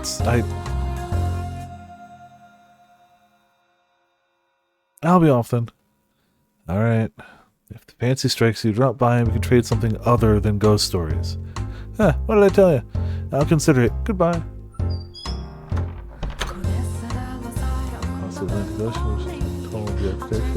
Yeah, it might. You know, totally fine. Oh, sorry. Yeah, new portrait. God damn it. Can't escape anything. No, but it would be a better place if she ran this house. They've grown to be so beautiful. Such a wonderful fragrance. The scent of roses is so calming. Wonder why that is. Would it cause any trouble if I picked one? Why, hello there. Out for a midnight stroll, are you? Quite the peculiar hobby, madam. I cannot spend as much time as I would like outside during the day, so I end up coming out at night. I apologize if I startled you. Oh no, not at all. There's a chilling, captivating beauty to the sight of your snow-white form standing there in the moonlit garden. I would hardly... what are you doing out so late? I saw a figure through the window. On the slight chance it might be a burglar, I thought it my responsibility to ensure they did not break in. It was also the middle of the night when the grocer's servant broke into their safe. News of that spread quite far. I'm sure you would have heard about it. Oh, but Mosh was imprisoned some time ago. Dear me, cannot seem to get my head out of the past. Do you intend to give that white rose to someone? Yes. I was thinking about giving it to my husband. While I expect he has little fondness for such feminine tastes, the scent of flowers has a truly calming effect. You might find it relaxing when he needs a reprieve from his work. As if you could smell it over, like, the alcohol and cigars, like... Childhood friend is now my maid who makes fun of my terrible marriage. Yes, it's perfect. Oh, is that so? You are very kind-hearted. Speaking of white roses, the rose he meant to give you was the same shade of white. Oh, he. But when you touched it, it turned a deep shade of red.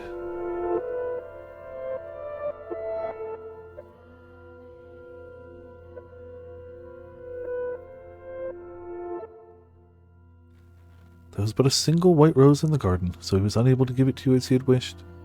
In its place, he had a decorative rose fashioned for you. What exactly are you referring to? Oh dear, do you not remember? Then am I to assume you have forgotten what happened to the rose accessory as well? He was unable to give that to you either. But that time, because you rejected the gift, I am not criticizing you for that decision, of course. You had a perfectly good reason for not accepting it. Heartbroken from having lost you, he buried the rose in this garden. Over the years, the roses in the garden withered away, and in their place grew a thick, unsightly nest of weeds. I don't know, cool thing. Oh, nifty. First CG in door 1. Yes. Yeah, it still has like the swirl in the painting to it. Oh, interesting art. I've seen clips, but it's really just because I watched the like Mother's Basement and Gigguk like what to watch, or like anime in a nutshell for each season. So like I have a passing knowledge of it, but I haven't watched it. It looks cool. Many, many years later, that accessory was dug up by a beast, and curiously enough, it had not a speck of rust on it. Beast. I do not remember him either. A foreign man who, through his interaction with you, almost regained his humanity? I'm sorry. I have no idea what you speak of. The only gift I have ever received from a man is my Phoenicus wheel. And furthermore, I've only lived in this mansion for a year. The garden was not as thriving as it is now. It was certainly not in ruins when I arrived. Because I had been taking care of it, yes. But for whatever reason, by my hands alone, I was unable to make it into anything quite as splendid as it is now. Once you arrived and began to work on it, however, just look around. You have restored it to its former glory, to the magnificence of the flaxen-haired family's time. I promise I'm not trying to fault you for anything. Now that I think about it, it makes sense you would not remember. Excuse me. Though you are still you are different than before. Different, though not in the sense you are a wholly distinct person. Tell me, is your name again? My name is... Yes, but you should already know that. Again? More proof that you are indeed you. Did you know that your current name is pronounced the same as the name of the person you are waiting for? What are you talking about? I've met you many times, and I know of your past, of events that transpired long, long ago. I'm telling you the truth. I first came to this mansion just a year ago. Until then, I'd never left my country. Oh, so she's been married like a year. She really made it sound like it was way longer than that. I definitely thought it was like minimum like 5-10 years. It's been a year. He was so nice back then. It's been a year. Okay. Or even set foot out of my own house. We did not have any servants either. So where then are you saying we met? This mansion, of course. But I'm telling you the truth. It was a year ago, shortly after my parents fell ill and received an offer for my marriage. I knew something had to be done. I knew it, and so I'm telling the truth. If that's what you remember, then I do not doubt you. But I also suspect I know why you seem so flustered. Are there moments where your memories seem hazy? When it seems like important details have fallen through the cracks? No, I don't know what that would possibly be like, ever. Nope, I don't know what you're... No. You needn't fret. One day, eventually, you shall remember all. One day...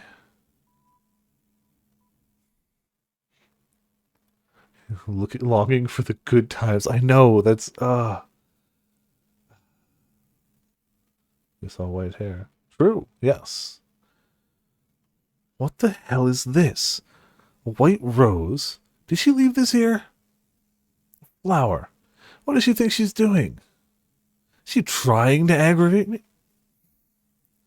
What? What? Jacobo. What the fuck, man? How is that hurting you in any way? Come on, dude. Like... that garden. That damn rose garden is the whole problem. Flowers serve no purpose but to deceive. What? That garden is a sign of weakness. It has no place in this house. It's outside the house. It's not it. Well, I guess now one of them's in the house. Approximately a week had passed since then. The white-haired girl was, as usual, spending her time in her room, reading, staying inside the house. Then Maria barged in.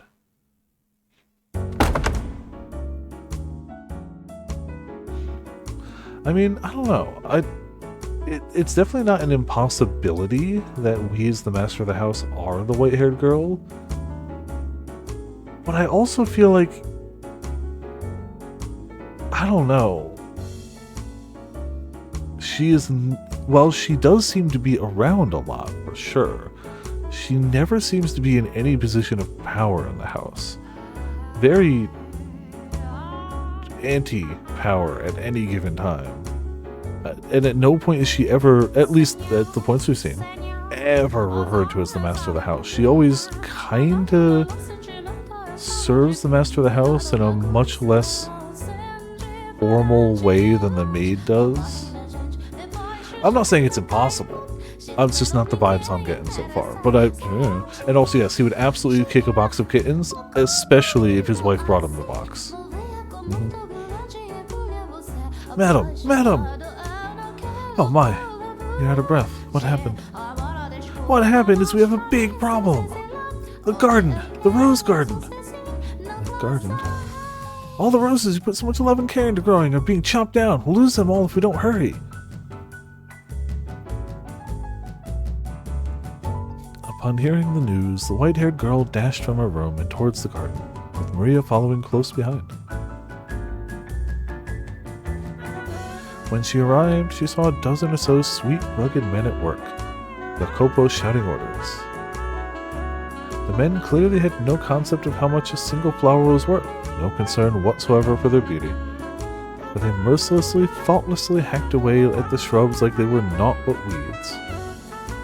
Each flower they tore from the earth extinguished another of the many lives the white-haired girl had put so much time and effort into tending for. Jacopo, what are you... Oh, hello, Maria. I didn't expect you would come with her. Why would you do? Why? Why, it goes without saying. This house has no need of a garden. Them flowers have no place here. Might as well do something worthwhile with the soil. A miniature railroad would be a better use of the space, and certainly a great deal easier on the eyes. I could even get my hands on some genuine wheels. Same wheels being used on the revolutionary Transcontinental Railroad. 10 or 20 years down the line, they'd be worth a fortune. Jacopo! You know how much this garden meant to me, don't you? Does it look like he cares? Just think of how much money some wheels will be worth down the line. What's a little... Who cares what you like now?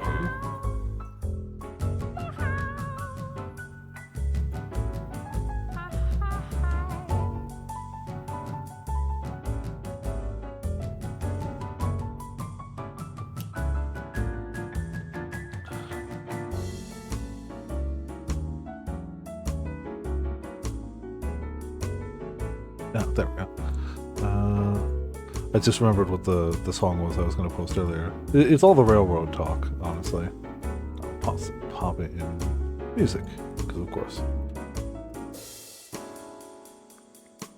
Alright, cool. This guy's just a dick. Like, I definitely don't think he's, like, abjectly evil. But if he just took a moment to think about anyone other than himself... But he won't, because all that matters to him is money, and not people. They quite explicitly told us that, and all of his actions have also shown it. Did it honestly have no place here? Flowers have a calming effect on people. They give you peace. They're not by any means... thought it was him for some reason. They're not by any means worthless. So you're saying that white rose was your passive-aggressive way of telling me to calm down? Oh my god, dude. Oh, I hate people like that. Oh, I hate it. Oh. It was just a gift, dude. Not at all. I simply thought you... At the end of the day, you're just using them for your own purposes, to trick and deceive. You, this rose garden was nothing but... Jacopo! You've gone too far. This isn't right. Gone too far? This is my mansion. What I do with my property is my business. With that rose arch out of the picture, we'll have a much better view. There won't be anything blocking the sun any longer. Were you supposed to be sensitive to sunlight? Spend too much time out here and you're liable to fall ill. Get back inside now. You too, Maria.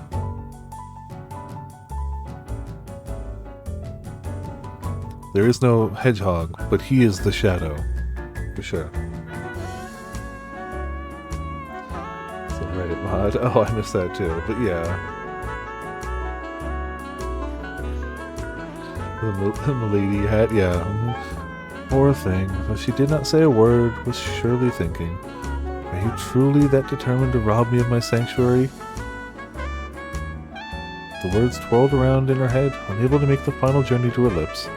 She stood there, looking down at her own feet as her husband marches off, and listened to the screams of the roses being reaped. After being torn down by Jacopo, the garden reverted to a state of ruined desolation.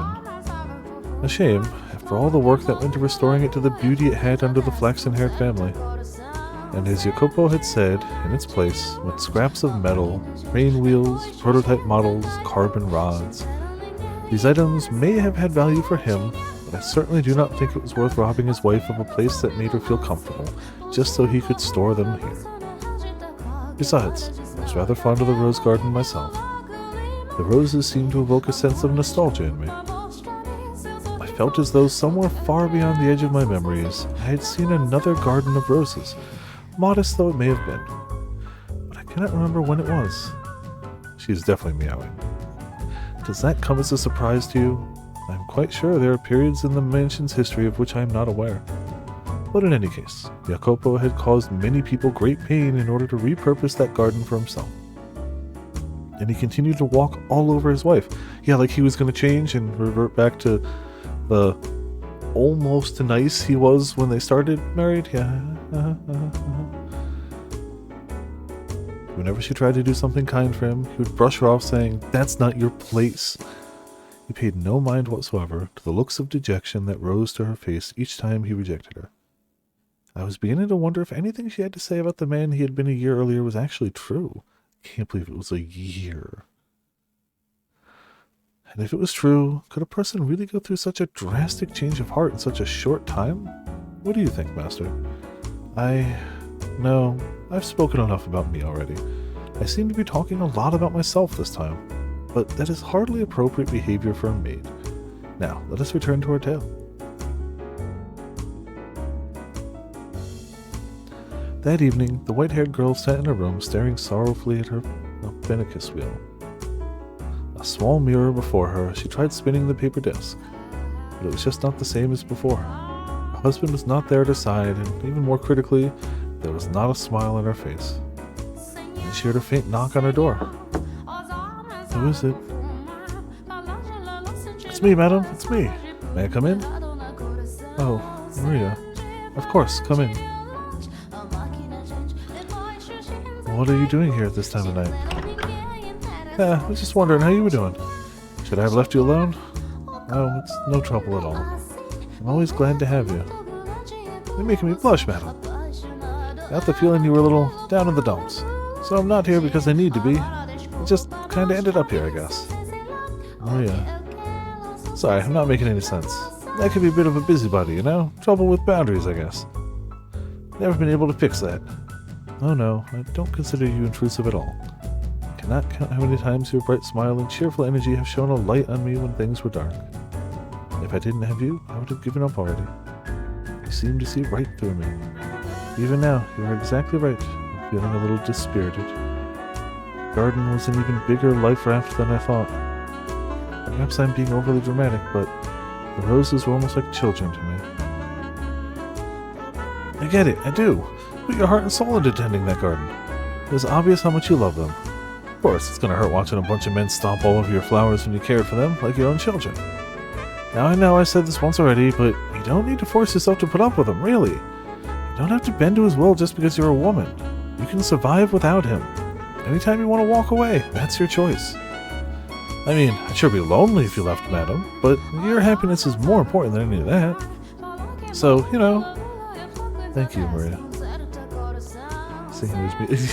Yes, it does sound that way sometimes. Yeah. There are definitely bits of the song that 100% sound that way. Thank you, Maria. I truly do appreciate it. But I would still like to wait the day I can see his warm smile once more. If you say so. Well, in that case, guess I'll just have to be there to back you up. That'll be alright. You leave everything to this holy virgin. Now I'll have a stupid grin on my face no matter how down you're feeling.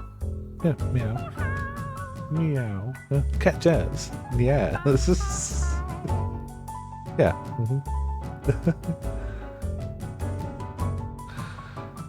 You really are the reincarnation of the Mother of God, aren't you? Oh, I told you, it's just a joke. Whatever. So, hey, madam, how about a dance? A dance at this time of night? Yep, since it's so late, no loud music. All you get is a little whistling, courtesy of me. But this room is too small for... I'll use the Great Hall.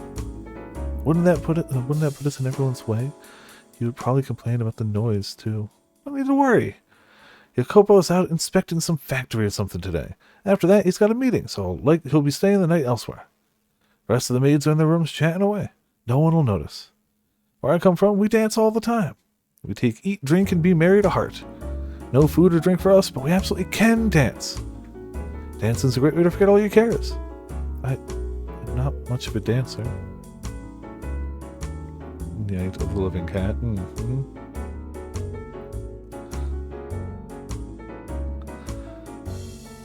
No big deal. Nobody's watching. Come on, put a little fancy perfume and let's have some fun. I don't have any perfume, though. Didn't think so. You got all the right ingredients, madam, but you don't try to make anything special out of them.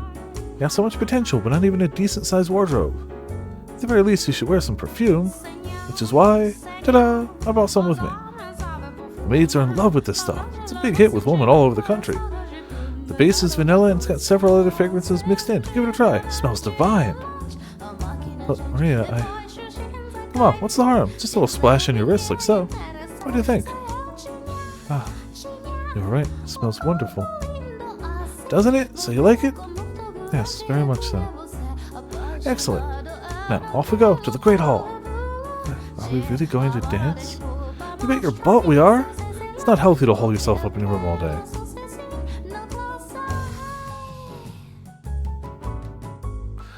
I know you can't handle a lot of sunlight, but you still gotta have some fun and move your body. Come on, let's go. Oh, Maria. Vanilla, now I'm hungry. Vanilla's always good. Always good. Though she looked outwardly uncertain as Maria led her forward, hand around her wrist, the white-haired girl seemed to be enjoying herself from the inside. Having spent her life without a single friend, she never dreamed the day would come when she would find herself being dragged through the empty halls of a dark mansion by another woman. Maria's presence seemed to shine a light upon the quiet corridors. It would have been a very lonely trek without her. Maria spun around, gave an impish smirk, and raised her pointer finger to her lips with a soft... The sight of it caused the white-haired girl to chuckle quietly. The two of them, on their way to their secret private ball, were like two adolescent girls. In short order, they arrived at the Great Hall. My heart was pounding all the way here. What's there to be nervous about? It's not like you're breaking any rules. Only kids get in trouble for staying up late. Once you're grown up, you're responsible for yourself, which is just... I get to make all the bad decisions I want.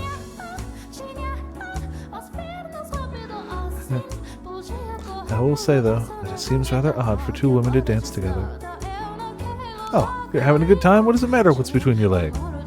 Where I come from, there's dances where families lock arms in a big ring and go round in circles. You're having a good time? What does it matter what's between your legs? Just the pansexual anthem. Who says two girls can't have some fun together? I imagine you had many good moments with your family. Well, I don't have a family anymore. What? Yeah, as long as you're happy. I mean, I know they're talking about dancing, you know, still. Alright, so I'll show you how it's done. Watch carefully, because you're up next. Okay. With a wide grin on her face, Maria began whistling softly and prancing around the floor with an energetic rhythm. It was not the kind of complicated dance you'd see at fancy parties. The motions were simple, flowing, unembellished. A folk dance, I suppose you might call it. She seemed to be improvising a little bit as well. But in any event, the white-haired girl was captivated. Despite it being a sequence of steps anyone could replicate, Maria breathed life into the dance. She was neither as lithe as an acrobat nor as light on her feet as a professional dancer. She was her own lively, beautiful self. Maria twirled in place, the skirt of her maid uniform billowing gently up around her. With a smile, she extended her hand towards the white-haired girl. She hesitated for a moment, but as if being pulled forward by some invisible force, she took Maria's hand. Hand in hand, Maria ushered the white-haired girl into her dance. Just the two of them, but you could almost see the crowd forming around them. The other people stepped up to join in. That's it, madam. Doing great. Now lift your leg up. Good. And spin like so. This is not easy, Maria. Having trouble following along. You can do it. Looking good so far. You're a natural, madam. Oh, Maria. I won't fall for your flattery. I mean it. The whispers of the two girls. Their muffled laughs. Step hop, the rustling of fabric. Many different soft sounds layered atop one another, creating a little bubble of happiness in the center of the hall. The white-haired girl's movements were a great deal clumsier than Maria's, but Maria would never disparage her for that. On the contrary, she showered her with praise. As flustered as the white-haired girl appeared, I imagine she was quite pleased. Before long, the tightness in her face muscles loosened, a smile spread across her lips, and she began to brighten up. See, what did I tell you? Fun, huh? Yes, I'm quite surprised, both that I can dance and that I enjoy doing it so much. Glad to hear it. They exchanged looks and both laughed. It might have been the first time I had ever seen the white-haired girl so delighted. However, because of her infirmary, she quickly found herself out of breath, her porcelain skin flushed red. Maria immediately stopped for a break. She could surely have continued dancing for some time yet, but Maria was conscientious of the white-haired girl's physical condition. She looked over at Maria regretfully. My apologies. If only I had more stamina. Hardly a suitable partner for you, Maria. Sure you are. This is all to cheer you up, madam, so as long as you're having fun, nothing else matters. And heck, I'm enjoying myself plenty too. What do you think? Wouldn't it be nice to do this again sometime? Whenever you're feeling down, let's dance. If you really do enjoy dancing with a frail girl like me, then I'd be glad to. Have a little more confidence in yourself, madam. You're so pretty and kind-hearted. I have loads of fun when I'm with you. So you don't need to be so hard on yourself, got it? Thank you. Excuse me. Pleasure is mine. 'Tis an absolute honor to have the rare opportunity to see such a bright smile on your face, madam. My apologies for keeping you out so late. I should get back to my room. Oh, I didn't even realize what time it was. I'm more than up for a little more gum flapping. You have improved my mood more than adequately. I do not want you to be tired for work tomorrow. Ah, okay. Well then, let's get out of here. Yes, let's. Aggressive jazz meowing in the background. Smiles on both of their faces, they made to exit the great hall. However, before they reached the door, it swung open. A man's towering shadow cast the two women into darkness, his cold, bitter glare fixed on them. If I'd had even the faintest premonition this might happen, I would have done anything in my power to stop the two cheery girls on their way to the hall. But I am eternally powerless. What are you doing? Standing before them in the doorway was the master of the house, Jacopo. Ah, I thought you would not be back until tomorrow. How would you know that? No, forget that. Does my staying the night elsewhere have any effect on you? You were just waiting for this opportunity, weren't you? No, what would I possibly want you out of the house for? I'm sure you know better than anyone. What does that smell? Perfume? When did you get perfume? And I have to say, you seem to be having quite the time. Look at you. You're out of breath, red as a beet. I made the right decision coming back. Where the hell were you going? No, I wasn't going... Jacopo, calm down, seriously. You shut it. Now you're taking this tramp's side. I've told you before you are not to leave the house without first consulting... They're in the house. They're in the house. What do you mean to tell me you've forgotten? Oh, he thinks she's going to leave. Okay. Your ears aren't just for show, all right? They're better than that. They'll even throw out the parts they don't want to hear. No, I swear I was not doing anything. You...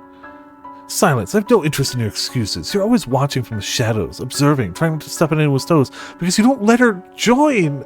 She's tried to join, and you've explicitly forbidden her from being part of anything you're doing. What choice does she have? Her only other choice is to be like, don't care about him, gonna leave forever, screw you, divorce. She's trying to show support in the only way you've allowed her to, by watching from a distance. Yeah. In the back of your mind, you're mocking me. No, Listen up and listen good. You just try stepping out of line again. Just try disgracing me again. You will not get away. What is she...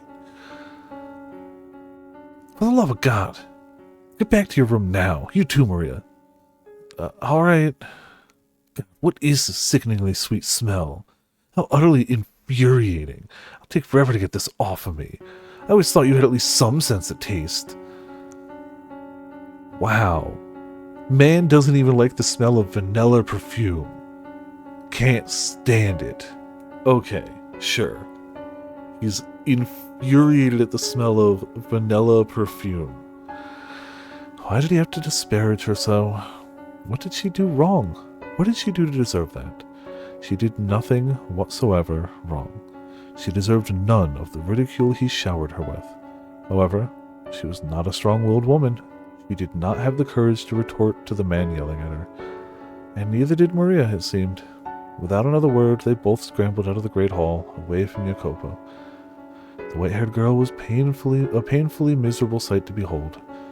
The cheer drained from her spirit, and the rosy hue from her now pale cheeks. She was hunched forward slightly, looking like a small, scared animal. Say, I'm sorry. This is all my fault. If I hadn't asked you to dance, me bringing the perfume only made things worse. No, you need not feel bad about anything, Maria. Everything you did was with my best interests at heart. So, don't worry. I will be fine. So, madam, I'll clear everything up. I really am to blame after all. He wouldn't even give you the time of day if you tried. He's stubborn little shit when he's mad. He seems to always be mad then. I'll talk to him. He's more likely to listen to me. That's sad. I'll make sure he knows he was jumping to conclusions, that I'm the one who dragged you out there to dance, and also that I forced you to wear the perfume. I'll clear everything up, okay? So please, you cheer up. It'd be best if I could tell him myself. But yes, you're right. He would likely not listen to me. He rarely ever listens to me. I should be ashamed. Cannot even hold a simple conversation with my own husband. Things happen, you know? It's not easy being married, in a lot of ways. Yes, you're right. I apologize for having you do something so unpleasant, but I would appreciate that. Oh, no problem. I'm happy to. No need to apologize. I got this. I'll dunk his head in cold water until he's not blowing steam from his ears anymore. I'll cool him down, I promise. You never know. Maybe he'll be open to listening. He won't. You could be back the way you were a year ago in no time. You won't be. Don't you worry. I'll take care of it, madam. Be positive. You look so much better with a smile on your face. All right. Thank you. I doubted Yokopo would listen, even coming from Maria. And I imagine the white-haired girl felt much the same way. However, she grabbed onto that sliver of hope. She let herself dream. She let herself believe, even just faintly, that everything would go well. Such is human nature. When uncertainty has you in its clutches, you grasp at whatever hope you can find to keep yourself afloat. That night, she did not sleep. She was afraid that even in her dreams, Yokopo would be shouting at her. She felt as though her memories of a year prior were beginning to crumble away. Again, it's only a year. Jeez.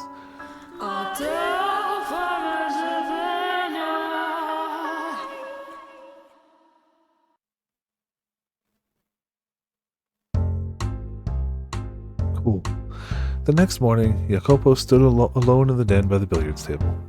He appeared to be rather agitated. The absolute just jump scare. His face was twisted into a frown, his pointer finger tapping restlessly against the hard surface of the table.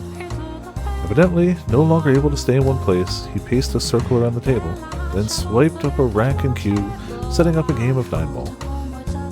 I am not intimately familiar with the ways by which men entertain themselves, but in truth, I was bewitched by the sight of him leaning over the table. It almost seemed as though a steel rod ran straight from his shoulder to the tip of his outstretched finger, upon which the cue was secured by another finger looped over it. With a smooth, flowing motion, he thrust the cue forward slightly, pulling it back and repeating the process once more, before ramming it into the cue ball, sending it rolling into the diamond of colored balls. A chorus of clicks and clacks emanated from the center of the room. Balls collided with one another and ricocheted off the cushioned walls, a few landing in the pockets situated around the edge of the table. There are pockets, it's hard to tell. The Kopo appeared to accomplish this with very little trouble, but I imagine merely striking the cue ball with the stick would be rather difficult for someone inexperienced. But despite his accomplishment, it seemed to only exacerbate his agitation. Lousy positioning, he muttered, though I hadn't the faintest idea what he was talking about. What should have been a game for his enjoyment, he went about with a constant look of exasperation. I suspect he was using it as a way to blow off steam. As a result, the tension in the air was palpable. I felt it would be improper to intrude upon him, even considering my distaste for the man. There was an undeniable beauty in every motion he made, every perfectly audible clack of billiard balls bouncing off one another. It was an enchanting sight. But then, someone without the slightest regard for appreciation for beauty came marching in with a hammer to shatter it like glass. Gotta say, that was pretty impressive. A man leaned against the frame of the open door. He was neither a resident nor a worker of the mansion. The man's face was covered in scraggly stubble, his body draped in grime-like garments. Grime-caked, even. His eyes were sunken so deep it was as though I was looking at a fleshless skull, though there was a feral glimmer in them. Needless to say, he was not prim and proper. How long have you been there? Not long, but man, I can't help laughing. You were completely in your own world there. What do you want? And why didn't you send a maid for me? Don't be such a hard ass. We ain't strangers, man. Why should family have to go through the maids to see you? It just ain't right, brother. Your door should always be open for family. Enough. Not your family. Bound by something even stronger than blood. By our family. By our Koska. Don't. You only ever bring up the Koska when it's in your interest. Oh, scary. Come on now, what happened to you, little Jack?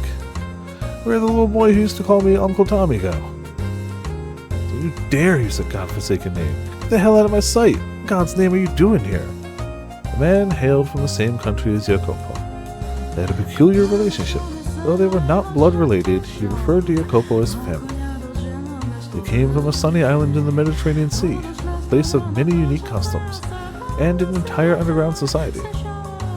Koska was a word that originated from and referred to those underworld families. Mafia, by the way. Okay. I actually haven't seen the Mafia, but also literally just say it. But yes, yeah. I've always meant to. Like, I know Godfather 1 and 2 are great movies. I know Godfather 3 exists.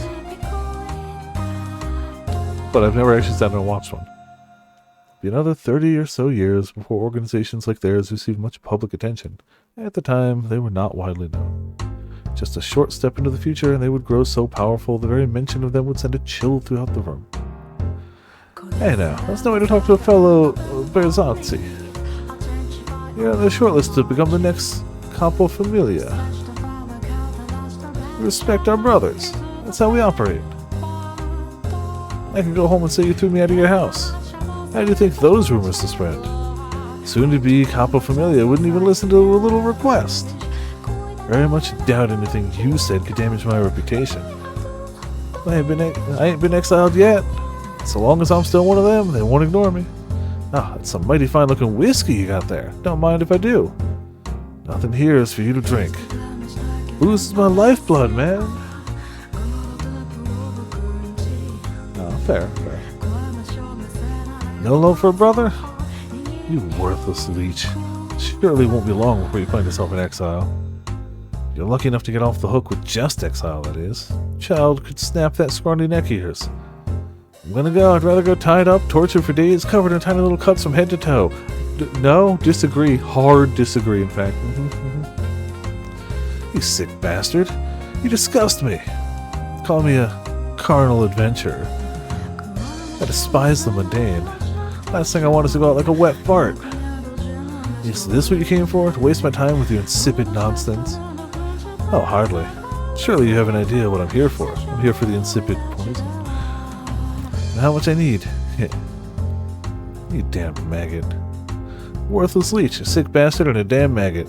What are the names you got up your sleeve for me? You son of a... Do you honestly think this is how you ask for a favor? Oops, excuse me. Beg of thee, O esteemed future Capo Familia. I am bone broke, not even enough money to put bread on the table. Could you spare a little for a brother? Brought this on yourself, I'm sure. There are more than enough stories about you, and hardly any of them are pleasant. Drinking, gambling, debauchery. I'm humiliated to be in the same Koska as you. You want to make money playing? You gotta learn the game first. Says the worm who played himself into oblivion. Now you honestly believe I'll give you anything? Oh, but you will. You have no choice. Koska rules. You're required to help a fellow countryman. Especially considering how few of us are stranded on this colossal landmass. You don't even notice the money's missing. It ain't because you can't, but because you don't wanna. Well, Jacopo, being a tight ass does nothing for you. Me coming to you for help keeps your good name clean. That's the thing about being boss. You quietly keep little shits like me out of trouble. So that trouble don't come raining back on you. You do not seem to understand your place. Rather than lecturing me, you should be on your hands and knees begging and crying for my help. If that's what you want, I'll gladly comply. Okay. Happy to kiss your boots while I'm at it. Don't even think about it. Know this, there won't be a second time. I will be reporting your conduct to family back home. I look forward to seeing how they deal with you. Hey, just try to have a little mercy, would you? Hey, is there a maid around? Doesn't matter who. How may I serve you, master? Get a single stack from the safe. Here's the key. Goes without saying, but don't touch anything else. Give the money to that man as you're escorting him out the door. As As you wish. Is that all you need? Yes, now get to it. Very well, excuse me. Well, well. That's one looker of a maid you got there. There's something, I don't know, eerie? Strange about her? Fancy that. We agree on something. How long has she been working here? Couldn't tell you. As I recall, she came with the house. Is that the kind of woman you fancy? Gal you can't read will always be interested. Is that so? Now that he mentions it, how old is that woman? I suppose it doesn't much matter. Oh yeah, Jacopo. One other thing I wanted to talk to you about. What is it this time? If it's more of your blather, I will shoot you dead where you stand. Now, no need for threats. This one's about your, better half. What about my wife? Well, to put it simply, yeah. Well, to put it simply, yeah. Cool. She came to me asking for advice, looking a little distressed. My wife asked you for advice? Yep. From the sounds of it, you're pretty rough on the little lady. It just ain't right, man. You managed to snag yourself a broad that pretty, you ought to treat her a little, at least a little better, you hear? She's good with a smile. You gotta make her show it to you every once in a while. Why would she come to you about that? Don't ask me. Maybe she ain't got no one else to talk to? And you know, for whatever it's worth, I am part of the same Costco. Guessing she thought I'd get through to you easier. Really? You just have to put a little more thought into how you act around her, and she'll be smiling for you like always. Oh yeah, I got just the thing. Women will love this stuff. I'm sure she'll be thrilled. Is that perfume? Haven't you heard? Everyone's talking about it. I'm a big fan of the stuff too. It smells great. Pretty girl smiles at you wearing some of this. Any man would be in love in an instant. Never given her nothing fashionable before, have you? They look just like scented water, but you can't let that fool you. Go on, give it to her. You like a nice smelling lady too, don't you? A little bit of scent can give a different flavor to your nighttime excitement. Vanilla. Well, I've said my piece, so I'll be taking my leave. Don't want to keep your maid waiting too long. Get on her bad side. Hold on. Tomasco. Why would she... Make it last. It's all the advice your Uncle Tommy has for you. Ciao. Wait, Tomasco.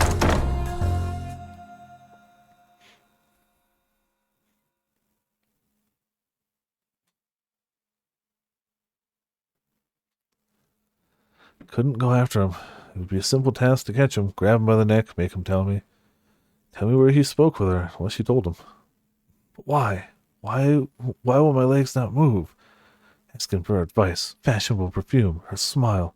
She looks good with a smile. She'll be smiling for you like always. That can't be. She hardly ever smiles around me. Yeah, I wonder why. It's a mystery to everyone. I've never once hallucinated more letters into words that have come up, especially not names or anything. At all. It's never happened before and will never happen. They just spelled his name wrong. I'm correct here. Also, hey Pots, how's it going?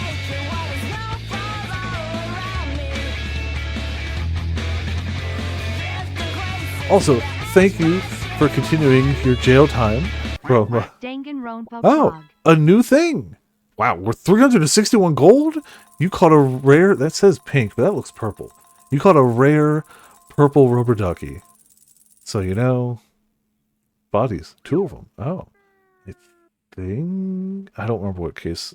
I remember the cases of Danganronpa 1, but I don't remember specifically the order. I'll have to look at the side. Chapter 3. I'm pretty sure I remember what that is, but I'm not going to say anything just in case I'm mistaken. But I'm pretty sure. Potts, are you ready for some unexpectedly jazzy music in this chapter? Because this chapter has some unexpectedly jazzy music. Also, he's not a good guy. He's not evil. He's not a good guy. Well, she'll smile for him. Last night, when she was short of breath, having such a grand time wearing that perfume, getting ready to leave the house. Just who was that smile for? Maria, actually. You actually have a much higher chance of her leaving you for Maria than you do for her leaving you for your mob brother. God damn it. Don't you think I'll let you run free any longer? Of course, we hit the one non-jazzy background track so far. His eyebrows were furrowed, creating deep creases on his forehead. Several servants stood off to the side, watching their master attentively as he stomped past them down the corridor. Yes, Maria. However, no one said a word to him. Had I not been preoccupied attending to his countrymen, I likely could have prevented it. The look on his face would have made it obvious something bad was about to happen, something that would serve only to further her misfortune. She was already in a less than ideal situation, and it was perched on the edge of a hill, soon to begin rolling down into even worse territory.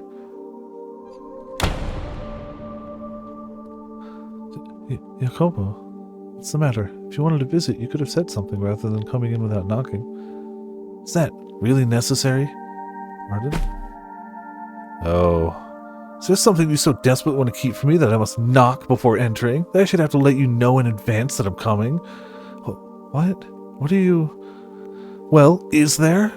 You want to talk to him behind my back, I'm told? When? What did you tell him? You moaned to him about my behavior? I can't imagine what she could possibly have to complain about to your behavior. Ah, that hurts. You told him I'm rough with you? You cried on his shoulder because I'm not nice enough? Him, of all people. Wait, Jacopo, you're mistaken. Let me... Silence, not a word, not a single godforsaken word. The only thing that comes out of your mouth is excuses, lies, and fabrication. You put on this sweet, innocent little girl act, but what's really going through your head? Maybe I should just rip that mask off your face. Stop, Jacopo. You look down on me, your nobility, and I'm just a nobody who married into it. No, stop, let go of me, please. When did it start? How long have you been seeing him? Who else have you been seeing? Covering yourself in fashionable perfume and smiling, even though you never smile around me. Again, whose fault could that be? Please let me go. Yes, even though this is in the 1860s. So, yes. I can see it in your eyes. He's just a worthless commoner. Why would you think that? Why will you not listen to me? Silence, it's all your fault. Every last thing. Tell you not to leave the house, but you do. She definitely didn't. Tell you to do as I say, but you ignore me. She's done exactly as you have asked her to do the entire time. Like, she's explicitly, with the only thing she's done against his wishes is she tried to bring him some tea when he was in the room that she's not supposed to go in because it's the guy's talking room. That is the only thing she's done outside of his wishes. At all. Yep. I tell you, I read that. Every last thing you do drives me mad. I don't have time right now to deal with this. To rack my mind over you, over a woman. I don't have time for it. Why do you not do as I say? No. Do you not have enough already, huh? Will you not be satisfied until you've taken even my arms and legs? I've given you money, clothing, everything. You have an incredible life. Look around you. That life of luxury you and your parents wanted, it's right here. You have it. What more could you possibly want? Why do you insist on being unfaithful? Unfaithful? You think that what I'm doing is unfaithful to you? How else should I describe it? You leave your room despite my ordering you not to. Don't think I don't know. When you came to the den the other day, you had your eyes on the other men. No, I did not. I had no such inclination. Literally bought tea from overseas thinking you'd like it and tried to give you some. Enough. Not another word from you. I have no interest in your excuses. If that's how you're going to act, then say goodbye to your freedom. You're forbidden from leaving the mansion, or your room for that matter, or even speaking to the servants. I know what I'll do. I'll make you a new room. Too many people come in and out of this one. It'll be somewhere quieter, out of the way. You like the garden? How about I put it there? If you leave that room without my permission, this time, I'll kill you. Oh, he's escalated a lot. Why? Why will you not listen to me? Jacopo, the master of the house, likely loved the white-haired girl. Did he really? Again, even when we were told the story of when he was nicer, it was still questionable. Jacopo, the master of the house. Oh, sorry. That is what I saw in their exchange. Normally, love is supposed to be a sweet, warm, wonderful emotion. Makes you care for, value that person, even more than yourself. But it was the exact opposite for him. I never knew that love could be such a painful thing. How did this love end up so twisted? What did he expect to happen by confining and abusing the woman he loved? Perhaps he was conscious of that. To be human is to sometimes feel oneself driven by uncontrollable internal impulses. No,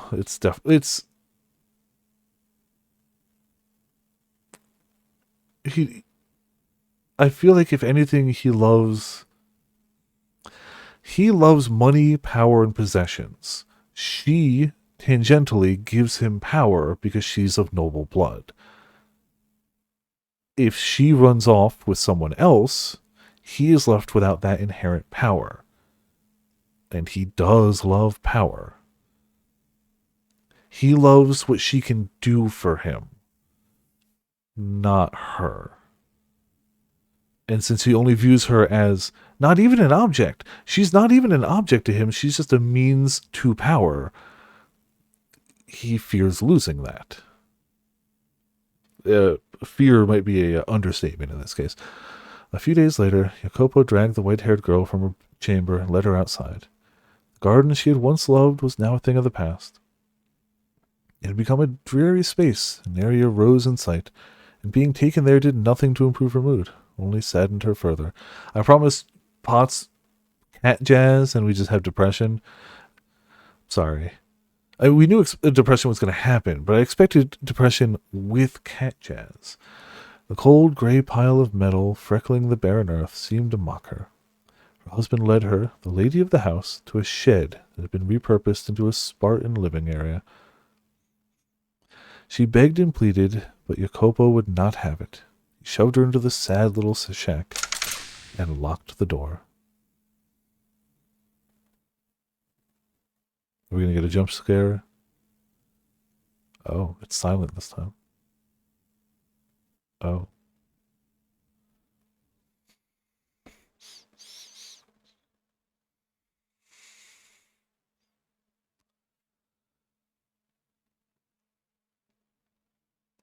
It's bigger than expected. I mean, having your freedom taken away and locked in a place is always going to be bad. The way it was described, I thought it was much smaller. Still sucks terribly for her. He's still bad. But, like, I expected smaller. Yeah, her new outfit is good. Agreed. When have I ever lied? I have never once lied. How did things end up this way? Why? All I wanted was to go back to the way things used to be. For us to be able to smile around each other. See, you can't think of a single time. Like I said, it's been several days since Jacopo had locked her in the shed, and her day-to-day life was only growing more arduous. She was under constant surveillance. The door was only unlocked to deliver her meals 3 times a day. Despite what an unfortunate situation their employer's wife found herself in, the maids chattered and gossiped and giggled freely. Not even in the shadows, out of her presence, the tactless young maidservants whispered directly to the white-haired girl when they brought her meals. "Look at you, madam, caged away like cattle." Could almost hear the sound of cracks forming in her heart. I imagine she had gotten to the point where she was having difficulty merely holding herself together. Look, just because you typed out that I lied in a quote that says that I would never lie, doesn't make me a liar. It makes you the liar. Why do you think it's me?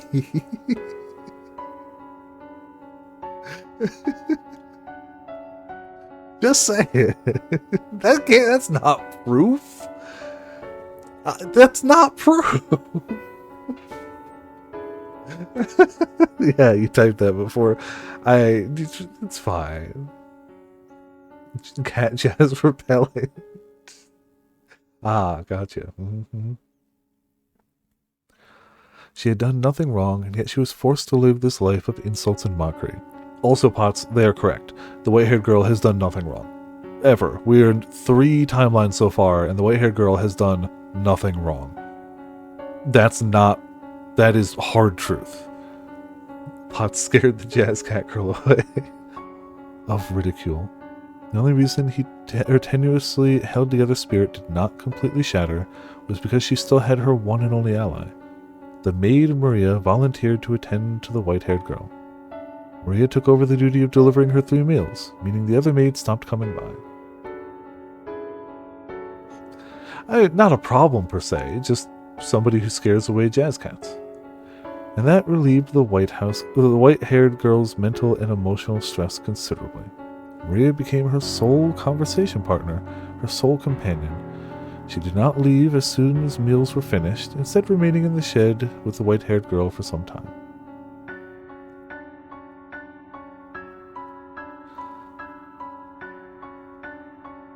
So, madam, how about a funny story? I flubbed up pretty hard the other day. You want to hear about that? So a couple days back, I didn't get enough sleep the previous night, right? I'm helping out in the kitchen, half awake, plating up some food. And when I go to bring it out to the guests, my heart about leaps out of my mouth. Guess why? What I thought was a plate was actually an ashtray. Man, I was sweating like a pig. The guests didn't seem to notice, but the other maids were pale as ghosts the entire time. Just about everyone had themselves a case of the vapors. I got quite the tongue lashing and cleanup. Pretty funny, huh? Oh, did you? Sounds like it was a pretty bad day. Yeah. Hey, madam, I know there's not much point in telling you to cheer up right now, but I'm sure he won't keep you locked up forever. He's just a bit crabby for now. It'll be alright. Although, I guess this is a bit drastic for a temper tantrum. I'm sorry, madam. If only I'd pushed him a bit harder. If only I had a little more influence, he might not be in this situation. Thought I could be of some help, but I guess I'm not doing a great job of that. Of course not, Maria. You absolutely are. Just your being here takes a great weight off my shoulders. Still, though, I feel so worthless, because I'm just a maid. I can't set you free. It's okay. I'm used to being imprisoned. What? What do you mean you're used to it? You never locked your door before. You're right. I'm not sure why, but I feel as though I've been in a similar predicament before. Lacking freedom and contact with others for a long stretch of time. Can't imagine why she would feel that way.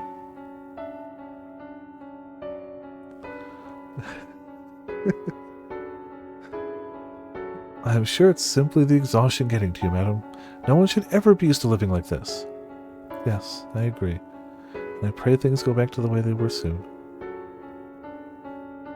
Has getting mad at him never crossed your mind? Also, it's not the button I meant to hit, but it is what I meant to do.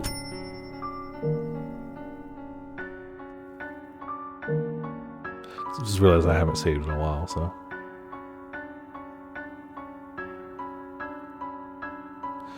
Getting mad. Yeah, you know, when he yells, you yell back. Let him know he's in the wrong. Never considering doing that? I guess you're not one to get angry, madam. Which would mean you're better fit for the Holy Mother than me. Oh no, I do sometimes want to get angry. To tell you the truth, it's almost always going through my mind how if I did raise my voice, perhaps he would listen to what I have to say.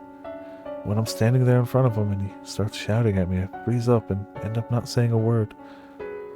Just such a pitiful woman, everything about me. I need to speak up most, to stand up for myself. I cannot. Oh, don't look so down. It's not a bad thing. It's just got you in a little bit of a pickle right now. But I'll clear everything up with him. You hear me? That's true. It is entirely possible it would spur him on to do something worse. Which is why the real answer was to do what she originally said and be like, you know, you could just divorce him. It's a little late for that now, but that was the right answer. In my mind, your modesty is a virtue. And the more I think about it, I can't even imagine you screaming. I like you better the way you are, reserved and ladylike. Leave all the yelling to me. I'll do whatever I can to help you, madam. Were you able to clear up his confusion about the night when we were dancing? Oh, about that. Sorry, he just wouldn't hear it. I see. I'm not throwing in the towel. I'll keep trying as long as it takes. So... Say, Maria, could I perhaps ask another favor? Huh? Yeah, sure, let me have it. I would like to write him a letter. A letter? To someone who lives in the same house? Well, she didn't make it sound easy, but she's like, you know, You still can these days. A woman can do that. The Maria at least let her know that it was not an impossibility for a woman to file for a divorce in this time.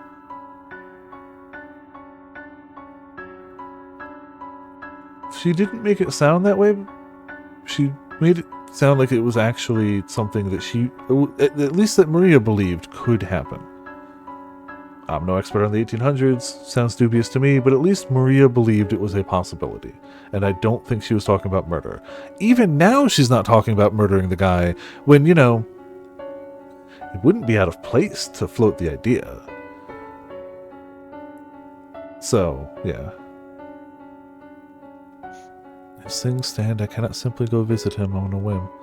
And I feel as though I could calmly express on paper things I am unable to say to him face to face. You know, just the concept of getting a letter from her is going to send him into a rage.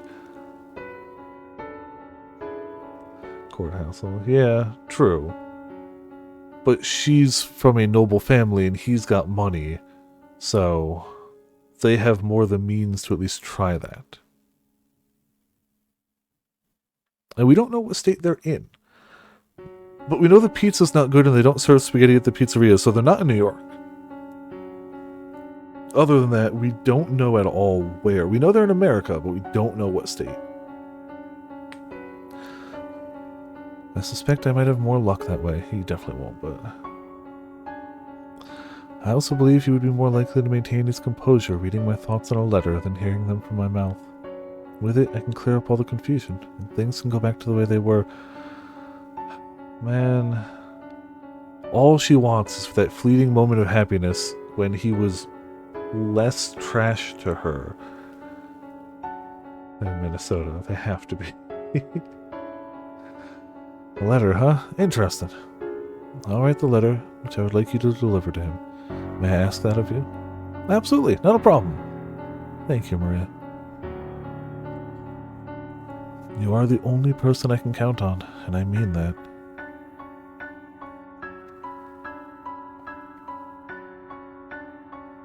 Maryland. Why? How did this happen? Why would she betray me? I wanted to give her a decently happy life. Before any betrayal in your mind, you were still treating her like garbage. He's just kind of trying to justify things after the fact. I mean, even if she did betray him, which we know hard stop she didn't, we saw him treating her like garbage long before that. I didn't want to get violent with her, yet when I saw her face, when I heard what she had to say, I couldn't restrain myself. Guess what it comes down to is that, no matter how you dress it up, I'm still a Berzati. There was never any way for this bloodline to give that girl happiness. God damn it.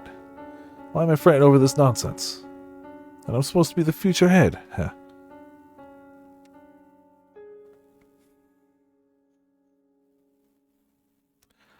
An illusion. But they're dancing. They really are. They look like they're having a wonderful time. Are you sure it's an illusion and not something else? To me it does not seem to be. I cannot see it as anything but two tiny people dancing. That's how it works. Reach out your hand and try to grab them. You won't be able to. Ah, you're right. It's a shame. Didn't think you actually would. It's the most precious thing. They look as though they're dancing atop my palm. It's almost frightening how much innocence rests within those hands. It's as if they've been completely cut off from all the world's filth. They have. And now you're ruining them. It's your filth ruining her hands. Nothing else. His husband was adulterous, along with cruelty, bigamy, or other serious offenses. I mean, he's been quite cruel, and I would argue now way more so. Yeah. Maybe before it wasn't, but I've made a shed in the lawn. You are not to leave. I'm locking you in there. I feel like that goes to some level of cruelty. My hands, however, are soaked in blood.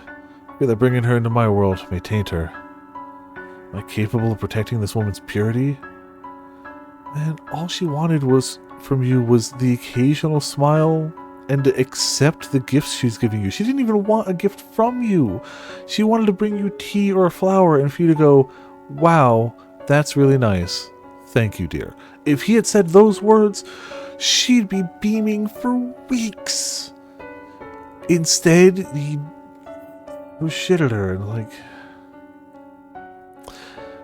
Yeah, he wanted to protect her purity, sure, Yeah, he could have even just, like, given, a little smirk and a nod, and it would have been worlds better than what he did. And he's sitting here like, I just wanted to keep her safe and protect... No, you didn't! You didn't even want to be mildly happy to her.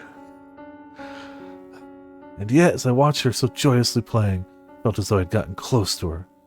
I was the one being a child that...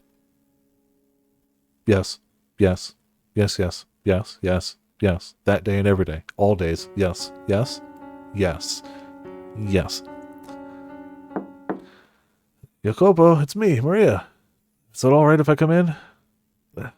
Maria. It's fine, come in. Alrighty.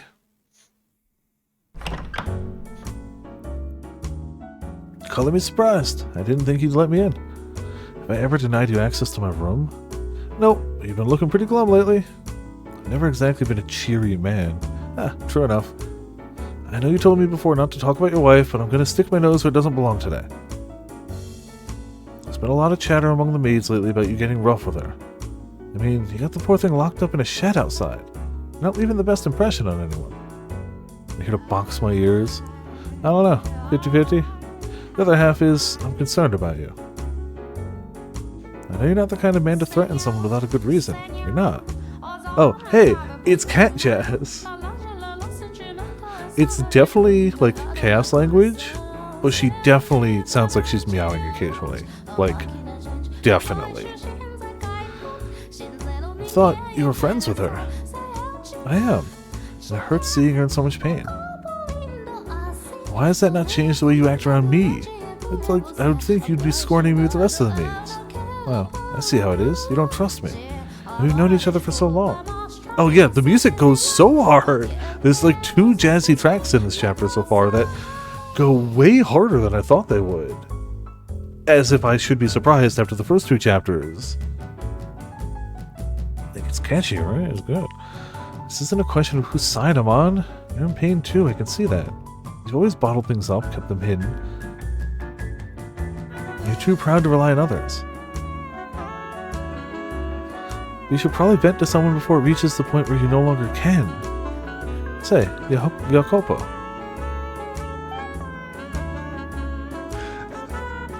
What is that? Ah, yes, of course. Do you remember the promise you made a while back? How far back? Back when you were still shorter than me. You were 14 and I was 12. I had to leave town and you came to see me off.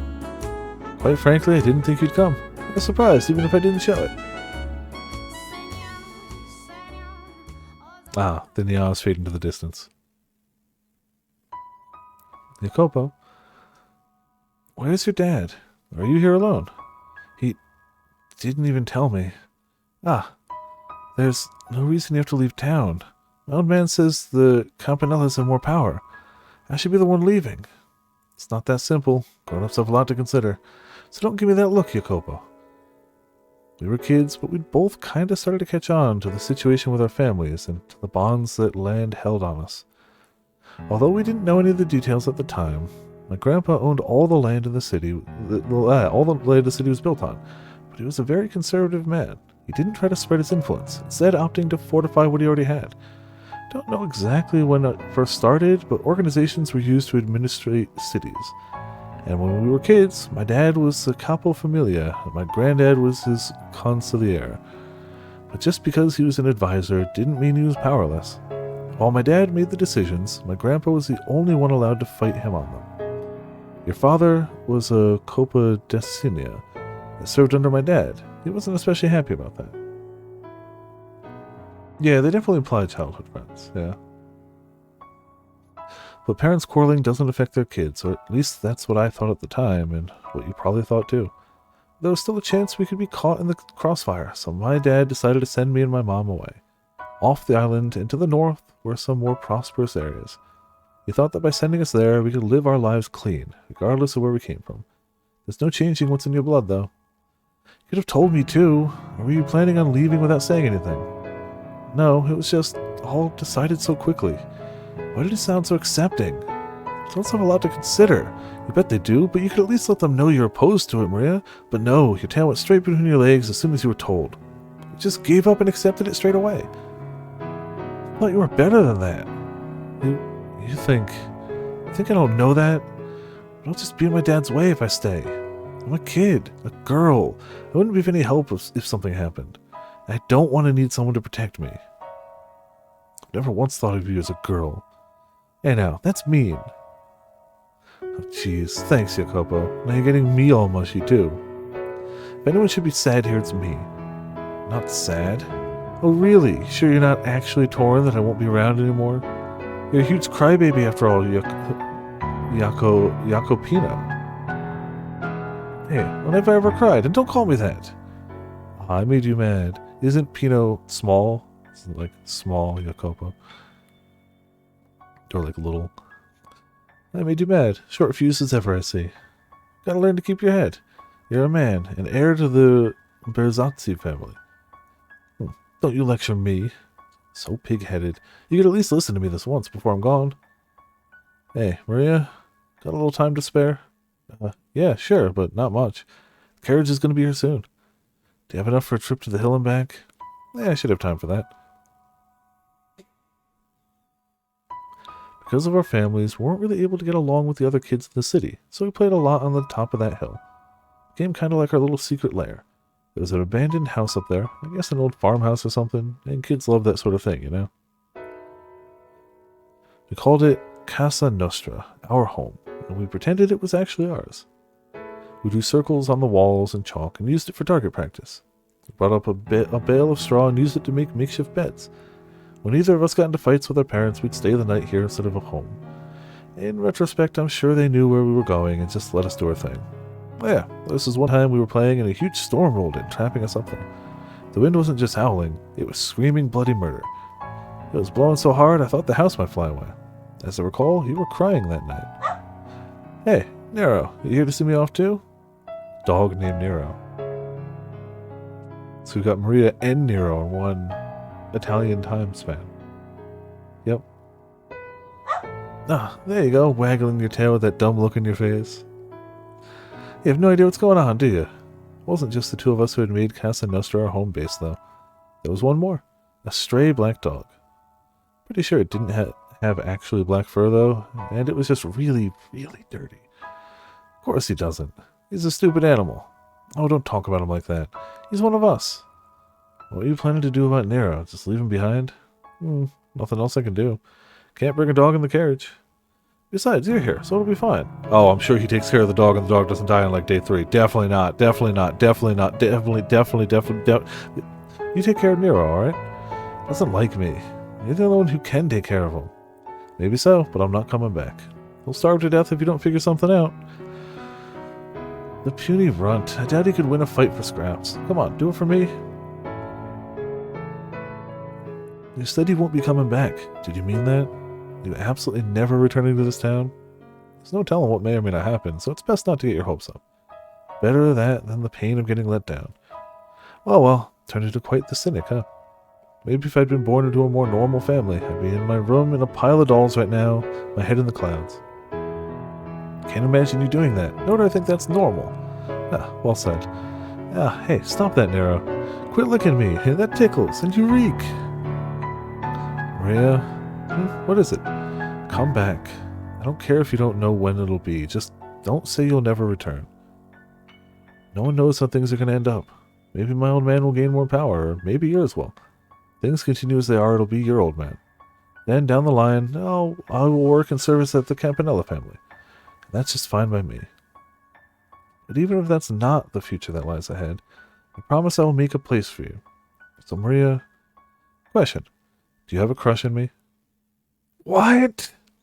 Kidding. I'm just kidding. No need for a conniption fit. Just playing around. Hey, I'm trying to have a serious conversation and then you ask a serious question? He might actually be dead. Listen to me. I don't have any of those, those kinds of feelings for you. Consider you a lifelong friend. My one and only friend. That's why I came to see you off, and that's why I'm telling you this now. Whether you're a girl or a boy is irrelevant. Friendship lasts much longer than something so fanciful as romance. Am I wrong? Huh. Don't laugh, damn it. It's humiliating. I'm not laughing at you. I'm laughing because I agree entirely. Yeah, we've always been on the same page, Jacopo. Maybe we did fight a lot, but there wasn't one we didn't get through. No one else understands just how lonely it was, wearing a mask for all the other kids, trying to fit into their happy little circle. We couldn't afford to be found out, after all. Neither of us had any real allies, except for each other, of course. Nope. Glad I got the chance to play with you. If you hadn't been there, I probably wouldn't have bothered caring for Nero either. It's too funny watching him chase you around. You're a sick girl, Maria. Huh. So hey, Jacopo, this place will still be Casa Nostra even after I leave, right? You won't do anything to it, will you? Of course not. This is our home. That was always the plan. Right. Thanks. Though, you know, you being all nice, he's kind of creepy, Jacopo. It's not going to start snowing, is it?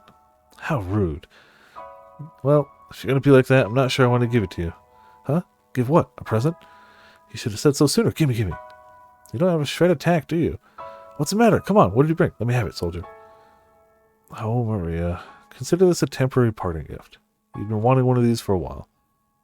Oh, is that a cartridge? From a Colt Navy? No way, did you swipe it? Probably catch hell for it, too. Wow, this is amazing. I always wanted to get my hands on the real thing. This is from the one hanging in your house, isn't it? The one your dad was bragging about. Just started selling them this year, and it's ridiculously hard to get your hands on one, or so I hear.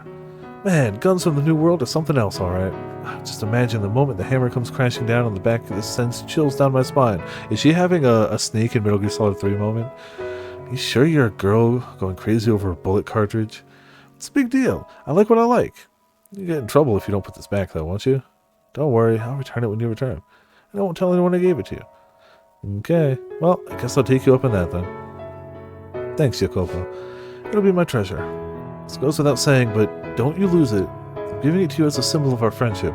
No matter how far apart we may be, or how much time may pass, or how things play out with our families, we will always be friends. That cartridge symbolizes that promise. It's a promise, Jacopo. Our families may outwardly hate each other, but I'll always be your friend. Always be on your side.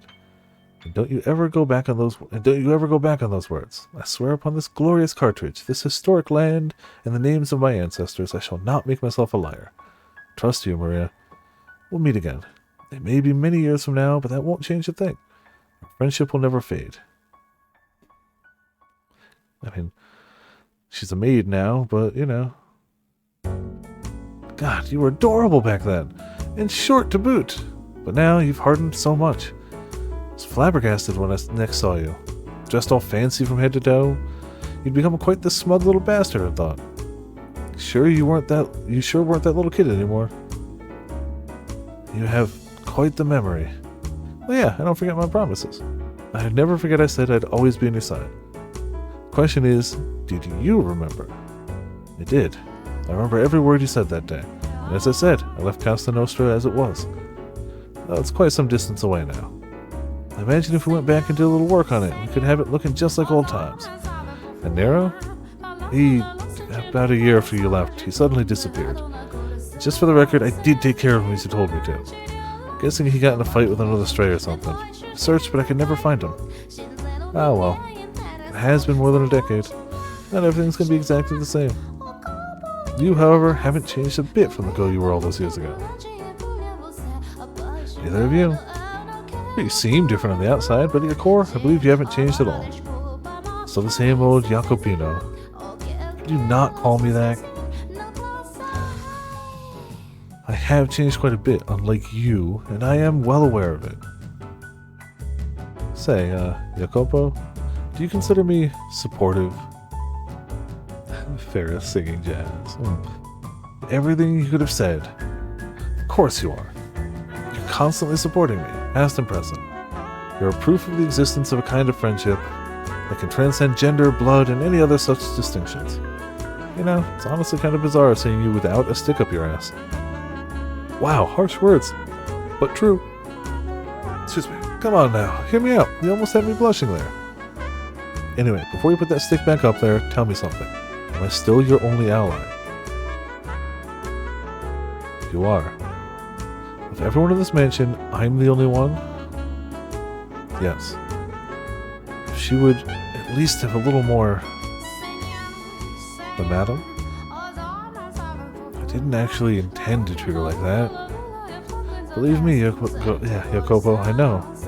I mean, from a girl's perspective, what you did is pretty awful. But hey, I'm not a girl, according to you anyway. I will always be on your side no matter what.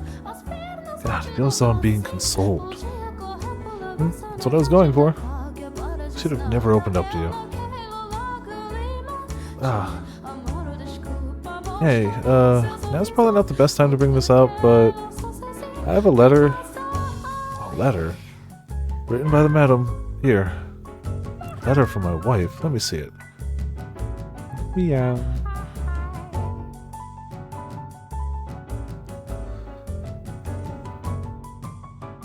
What the hell am I reading? I was considering keeping it a secret, but having seen it, I thought hiding it from you might only hurt you more, so decided it was best to show you. Who is this? Who is this letter for? It's as if, but that can't. I love you? Who is she writing to? I don't know this man. Take a deep breath, Jacopo, and listen to me. The madam is having an affair.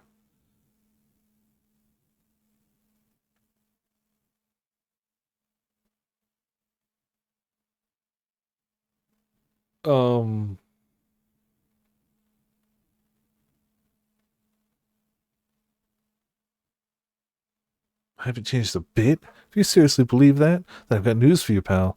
Anyone who acts exactly the same as they did in the past is doing just that. Acting. Much like I do around you. Our friendship will never change? Huh, what a fucking joke. You picked the wrong girl to put your trust in. Oh. They call you astute? Can you taste the fucking irony? Well, that just makes things easier for me. But my god, it's suffocating playing the good girl. That stupidly cheerful little ray of sunshine Maria. Ugh, sickening. On the other hand, the payoff is fantastic. I can't stop. God, watching him lose his cool was incredible. My sides hurt just thinking about it.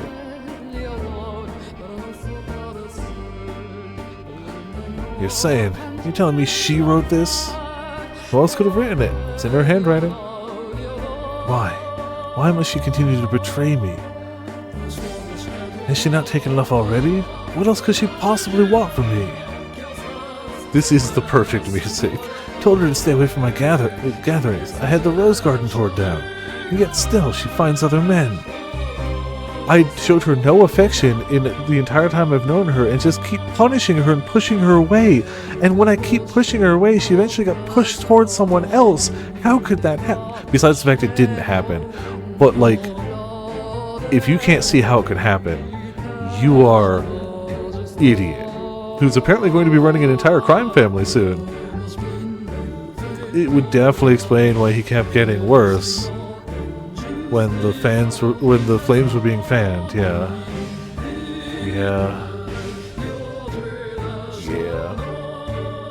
I warned her, told her it wouldn't happen again, that if she betrayed me one more time, I'd kill her. Copo. Out of my way, Maria. I have to talk to her, ask her what this letter's about, who this man is. Depending on how she answers, I may have to. Hold it, Jacopo. Calm down. Silence. How am I supposed to stay calm right now? Listen to me. Relax.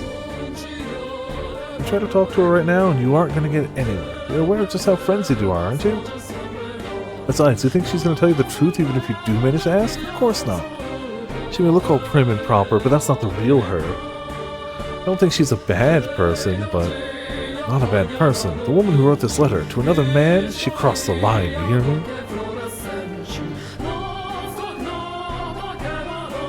Yeah. Wow, I look feeling yeah.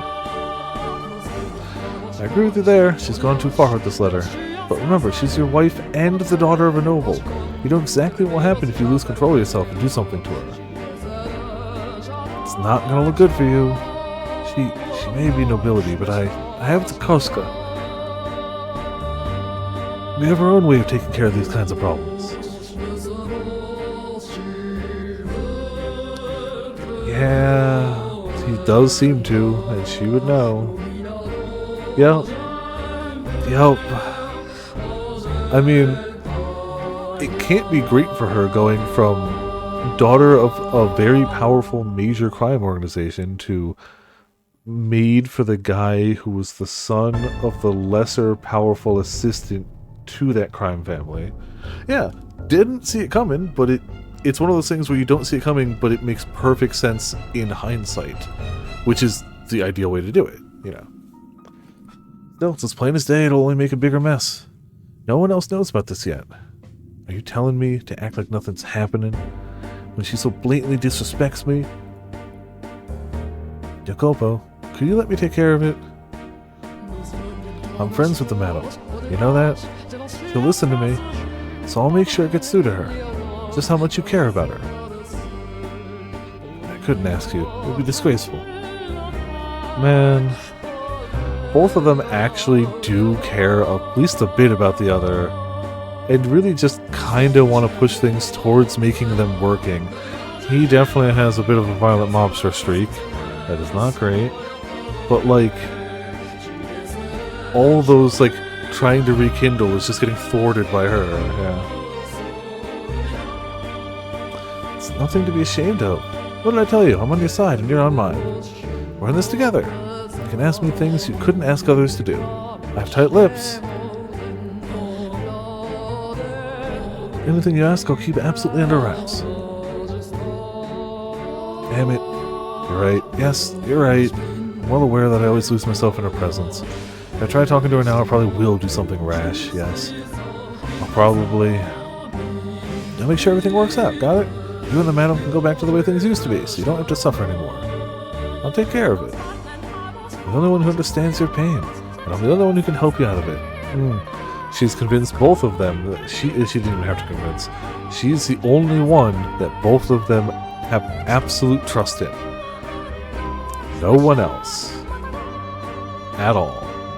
Just her. Yep. Yeah, no, if you can manipulate his relationship, the downfall of his family is gotta be easier. Yeah, I mean, the bits we've seen are after she was already here. We don't know how long she's been here versus their marriage. Maybe he was a bit cynical and distant at first. Maybe he wasn't that bad. And he's only gotten worse because he's got someone whispering in his ear about all the problems that aren't there. It does, Ark, it does. Maria. Oh, don't make that face, Copino. Thank you, Maria. Please, let her know that even if she is seeing other men, even if she does silently mock me for not being of noble blood, that I still love her. I don't want to raise my hand against her.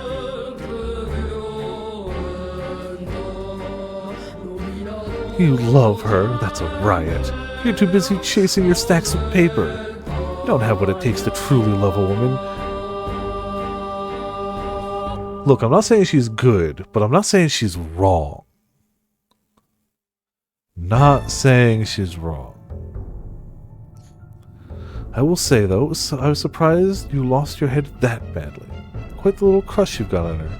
You could just sit down and talk to her like a rational human being, and presto, all your problems would be solved. She's also not wrong about that.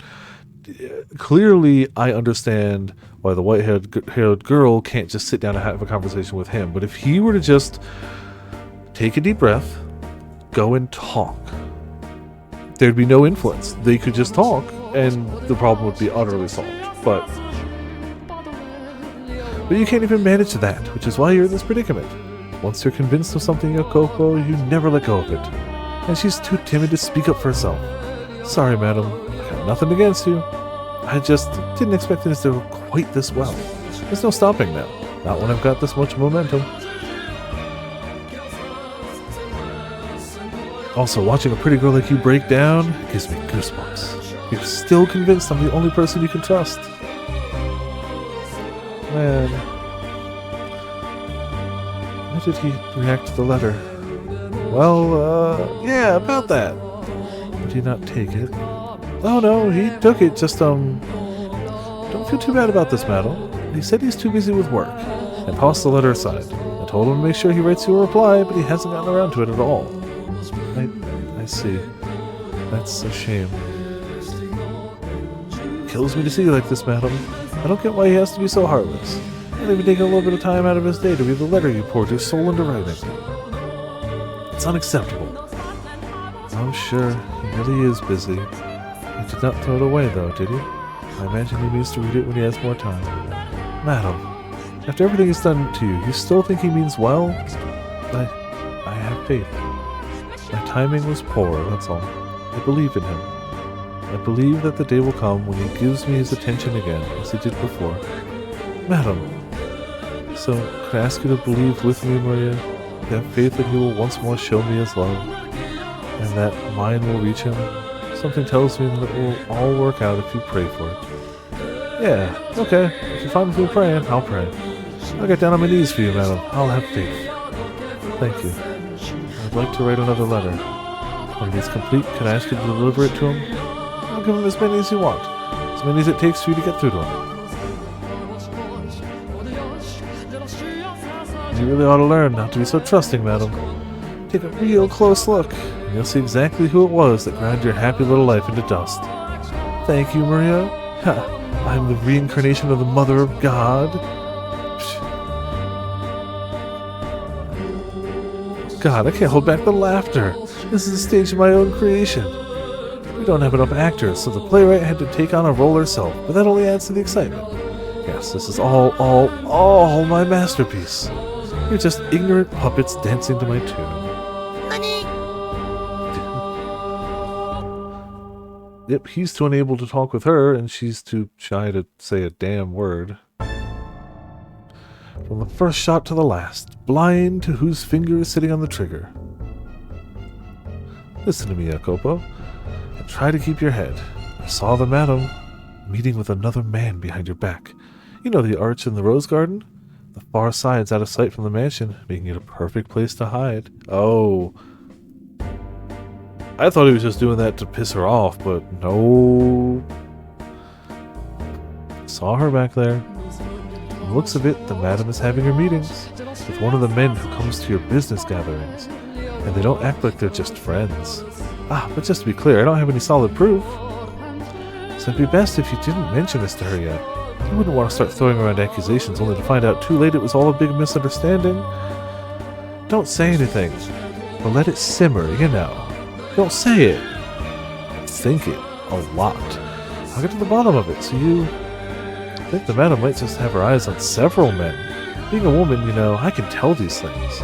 She's giving these suggestive looks.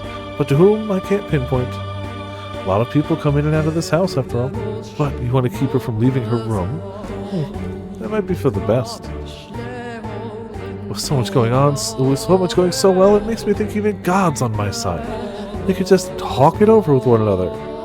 But they won't, and they're in deeper and deeper shit for it. You're the only one that can trust Maria. And the timing that night, my God, it was perfect. I mean, it's the god of their situation now. Hey, Jacopo? I could just be misreading her, but something seems off about the madam. Like she's been on edge or something. I tried to egg her into revealing what's going on, and she let slip that she might be going out somewhere tonight. She's not going with you, is she? You were going out to survey a construction site tonight, right? Then I'd suggest you get that taken care of quickly. I dance at this time of night. Yep, since it's so late, no loud music. All you get is a little whistling courtesy of me. But this room is too small for... We use the Great Hall. Wouldn't that put us in everyone else's way? We would probably complain about the noise, too. No need to worry. Jacopo's out inspecting some factory or something today. After that, he's got a meeting, so he'll be staying the night elsewhere. You would not be back until tomorrow. How would you know that? No, forget that. Does my staying the night elsewhere have any effect on you? You were just waiting for this opportunity, weren't you? Excuse me. No, what would I possibly want you out of the house for? I'm sure you know better than anyone. What is that smell? Perfume? Where did you get perfumes? Yeah, I don't even think it was vanilla per se. I think it's just literally signs pointing to he'd leave because she never wore perfume for him, which she admitted she just never owned perfume. Why would she? Yeah. I have to say, you seem to be having quite the time. Look at you. You're out of breath, red as a beet. Made the right decision coming back. Where the hell were you going? Sorry, this is all my fault. If I hadn't asked you to dance, And me bringing the perfume only made things worse. I mean, every time she says it's all her fault, she's telling the truth. No, you need not feel bad about anything, Maria. Everything you did was with my best interest at heart. She doesn't even suspect me in the slightest. And I was able to put that perfume to great use. That money-sucking leech Tommaso showed up at the perfect time. Pretty sure that's when Jacopo started getting actively violent. Jealous man is a wonderful thing, always imagining the worst and making matters worse for it. Wow, is that you, Tommaso? It's been so long. What brings you here? Oh, looky who it is. Little Miss Campanella. And there's a surprise. Didn't expect to see you this side of the Great Blue. Oh, you know, been giving Jacopo a hand. Huh? Well, color me impressed. After what happened, I would have thought you'd want nothing to do with him. That's between our parents. Jacopo didn't have anything to do with it. Well, it would sure be nice for all the younger generation to go through life without nothing to spark that kind of powder keg. Not that it's my place to talk. You need to worry yourself about any of that. So what brings you here, Tommaso? I'm a little, you know how it is. Having a bit of trouble staying afloat. Ah, I see. So you're here to beg for offerings. Pretty shameless, Tommaso. No point in having shame if it ain't making money. Toss that out with the chamber pot. Hell, might make things easier if I just quit being human altogether. No, somebody tried that like 100 years ago and that went badly too. Would not try tossing away humanity to become a beast. 0 out of 10, not a good time. Are you that hard for cash? Unfortunately, numbers were supposed to go up, but for some reason they ended up going down instead. Huh, might be best if you kick that gambling habit. Now, that's like telling me to go off myself. Yeah, I bet. So, say, Tommaso, maybe I could pitch in a bit too. Oh, you mean it? That'd be a huge help. There's seriously not a scrap of shame in you. However, in exchange, I'd like you to do something for me. Someone whose face needs a visit from my fist? Depending on the number, I could also possibly cut him into chunks and toss him into the ocean. Well, keep it clean. I'm not asking you to do anything like that. What is it then? Something a low life like me can do? It'll be easy, and it's nothing bad either. You're gonna go talk to Jacopo, aren't you? There's something I'd like you to tell him while you're at it. You know he's married, right? He can get pretty nasty with his wife, though. That's so. Sounds like she's got it rough. She does, and she's religiously devoted to him, too. I've been trying to nudge things in the right direction to get her back in good terms with him, but I haven't had much luck. Ain't that something the two of them should work through? Normally, yes, but it's reached the point where I can't bear to sit back and watch anymore. I don't like seeing the two of them in pain. I want to do something for them. How noble. You're pretty devoted yourself, little lady. Not important right now. Just doing the right thing. But the thing is, Jacopo won't hear a word of it. I figured maybe you, being a man, might be able to get through to him a little better than me. That'll listen to me either, to be honest. Come on, you used to be really close, though. I doubt he hates you. I wouldn't be so sure about that. Anywho, talking something anyone can do. What do you want me to tell him? Needed to give him a bit of a scolding. Tell him the madam came in and asked you for advice, and that she accidentally let slip that the way he treats her day-to-day causes her grief. Never met this wife of his before, you know? Works even better that way. She's so downtrodden she can't talk to anyone about it, and she thought that maybe you, being family, might be able to help. She's never met you, but she's still latched onto that ray of hope. I'm sure when Jacopo finds out she brought it up with family, he'll know he can't keep mistreating her. Things like this, they hit home harder when they come from someone on the outside. You make a decent point. Just remember, little lady, all I can do is bring it up with him. Can't guarantee it'll change nothing. That's all I need you to do. Thanks so much, Tommaso. Alright, one more thing. Huh? This is some perfume that's grown quite popular recently. Ask him to give it to the madam as a gift. If you won't take it, you keep it. Give it to another woman, sell it, whatever you want. Perfume, eh? Very thoughtful of you. Women do like getting gifts like that. Yes, we do. If Big Ben Jacopo gives her some of that, they'll be lovebirds again before you know it. I'm sure of it. Never thought the day'd come when I got up to play Cupid. Now I'm starting to get kind of excited about this. Stay focused, Tommaso, and thanks. Also, you didn't hear any of this from me. I'm fine just pulling the strings from the shadows.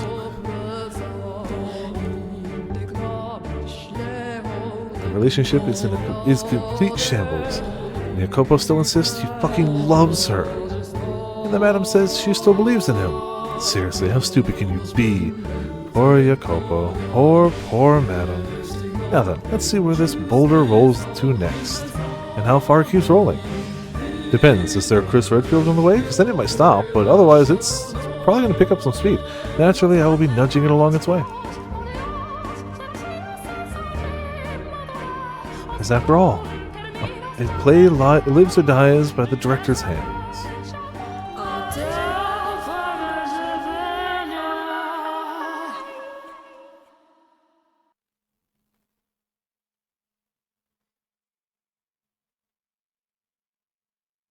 I really want to continue, but this seems like a logical ending point, and I don't know if we'll hit another like chapter break in the next half hour. So I think ending it here makes sense. Again, if it was another night, I'd be able to go a bit later, but I just can't tonight. And if we're looking for logical stuff, I mean, they're not quite like chapter breaks, but you know what I mean. Like, I feel like that's probably the best we're going to get within the next half hour. Knowing my luck, we'll start up next week, and there'll be one at like 25 minutes. I'll be like, but like, I can't know that now, so it is what it is. We're definitely not 30 minutes away from the end, but the best we could hope for would be another break like that. There's no way this ends in a half hour. That's impossible. Not even entertaining that possibility. But for now, we got a monster, a quote, a Discord, and yes, perfect. Tomorrow we are doing Monster Hunter. I want to try out some AT right now and just generally play some Monster Hunter because it's been a little while and I like playing Monster Hunter, so yay. We will have song requests up for it because I assume Raydow's music is the same, and as great a theme it just is, gives me an excuse to keep the song requests going when we have all these games where we're not doing song requests. Tuesday will be Expedition 33. Thursday will be Expedition 33. I will once again be off Friday, and I will once again be off Saturday. It's a birthday party for Sandwich next Saturday, and I will not be missing that. So, yeah. Friday, Saturday off again. Then Sunday back for this. Assuming, I mean, it's a karaoke party. Yeah? Tentatively back for this. It depends. Honestly, by that night, like by the next night, maybe I'll be okay. That's true. I can always push it to Monday if that's the case. I will stream Sunday. I'd like it to be this, but if I can't do it because my throat hurts, that's how life goes. And we'll push it to Monday. But the Monday, Tuesday, Thursday are set. Monster Hunter, Expedition. Those are the plans. That's what we got. Thank you all for tuning in. Thank you all for watching. We actually have quite a few tech and shoutouts tonight, don't we? Move over to the tab where I can see that. We had Ark continuing jail time. We had Mitz 95 months resubscription. We had Potts continuing jail time, and everyone in chat hanging out, having a good time.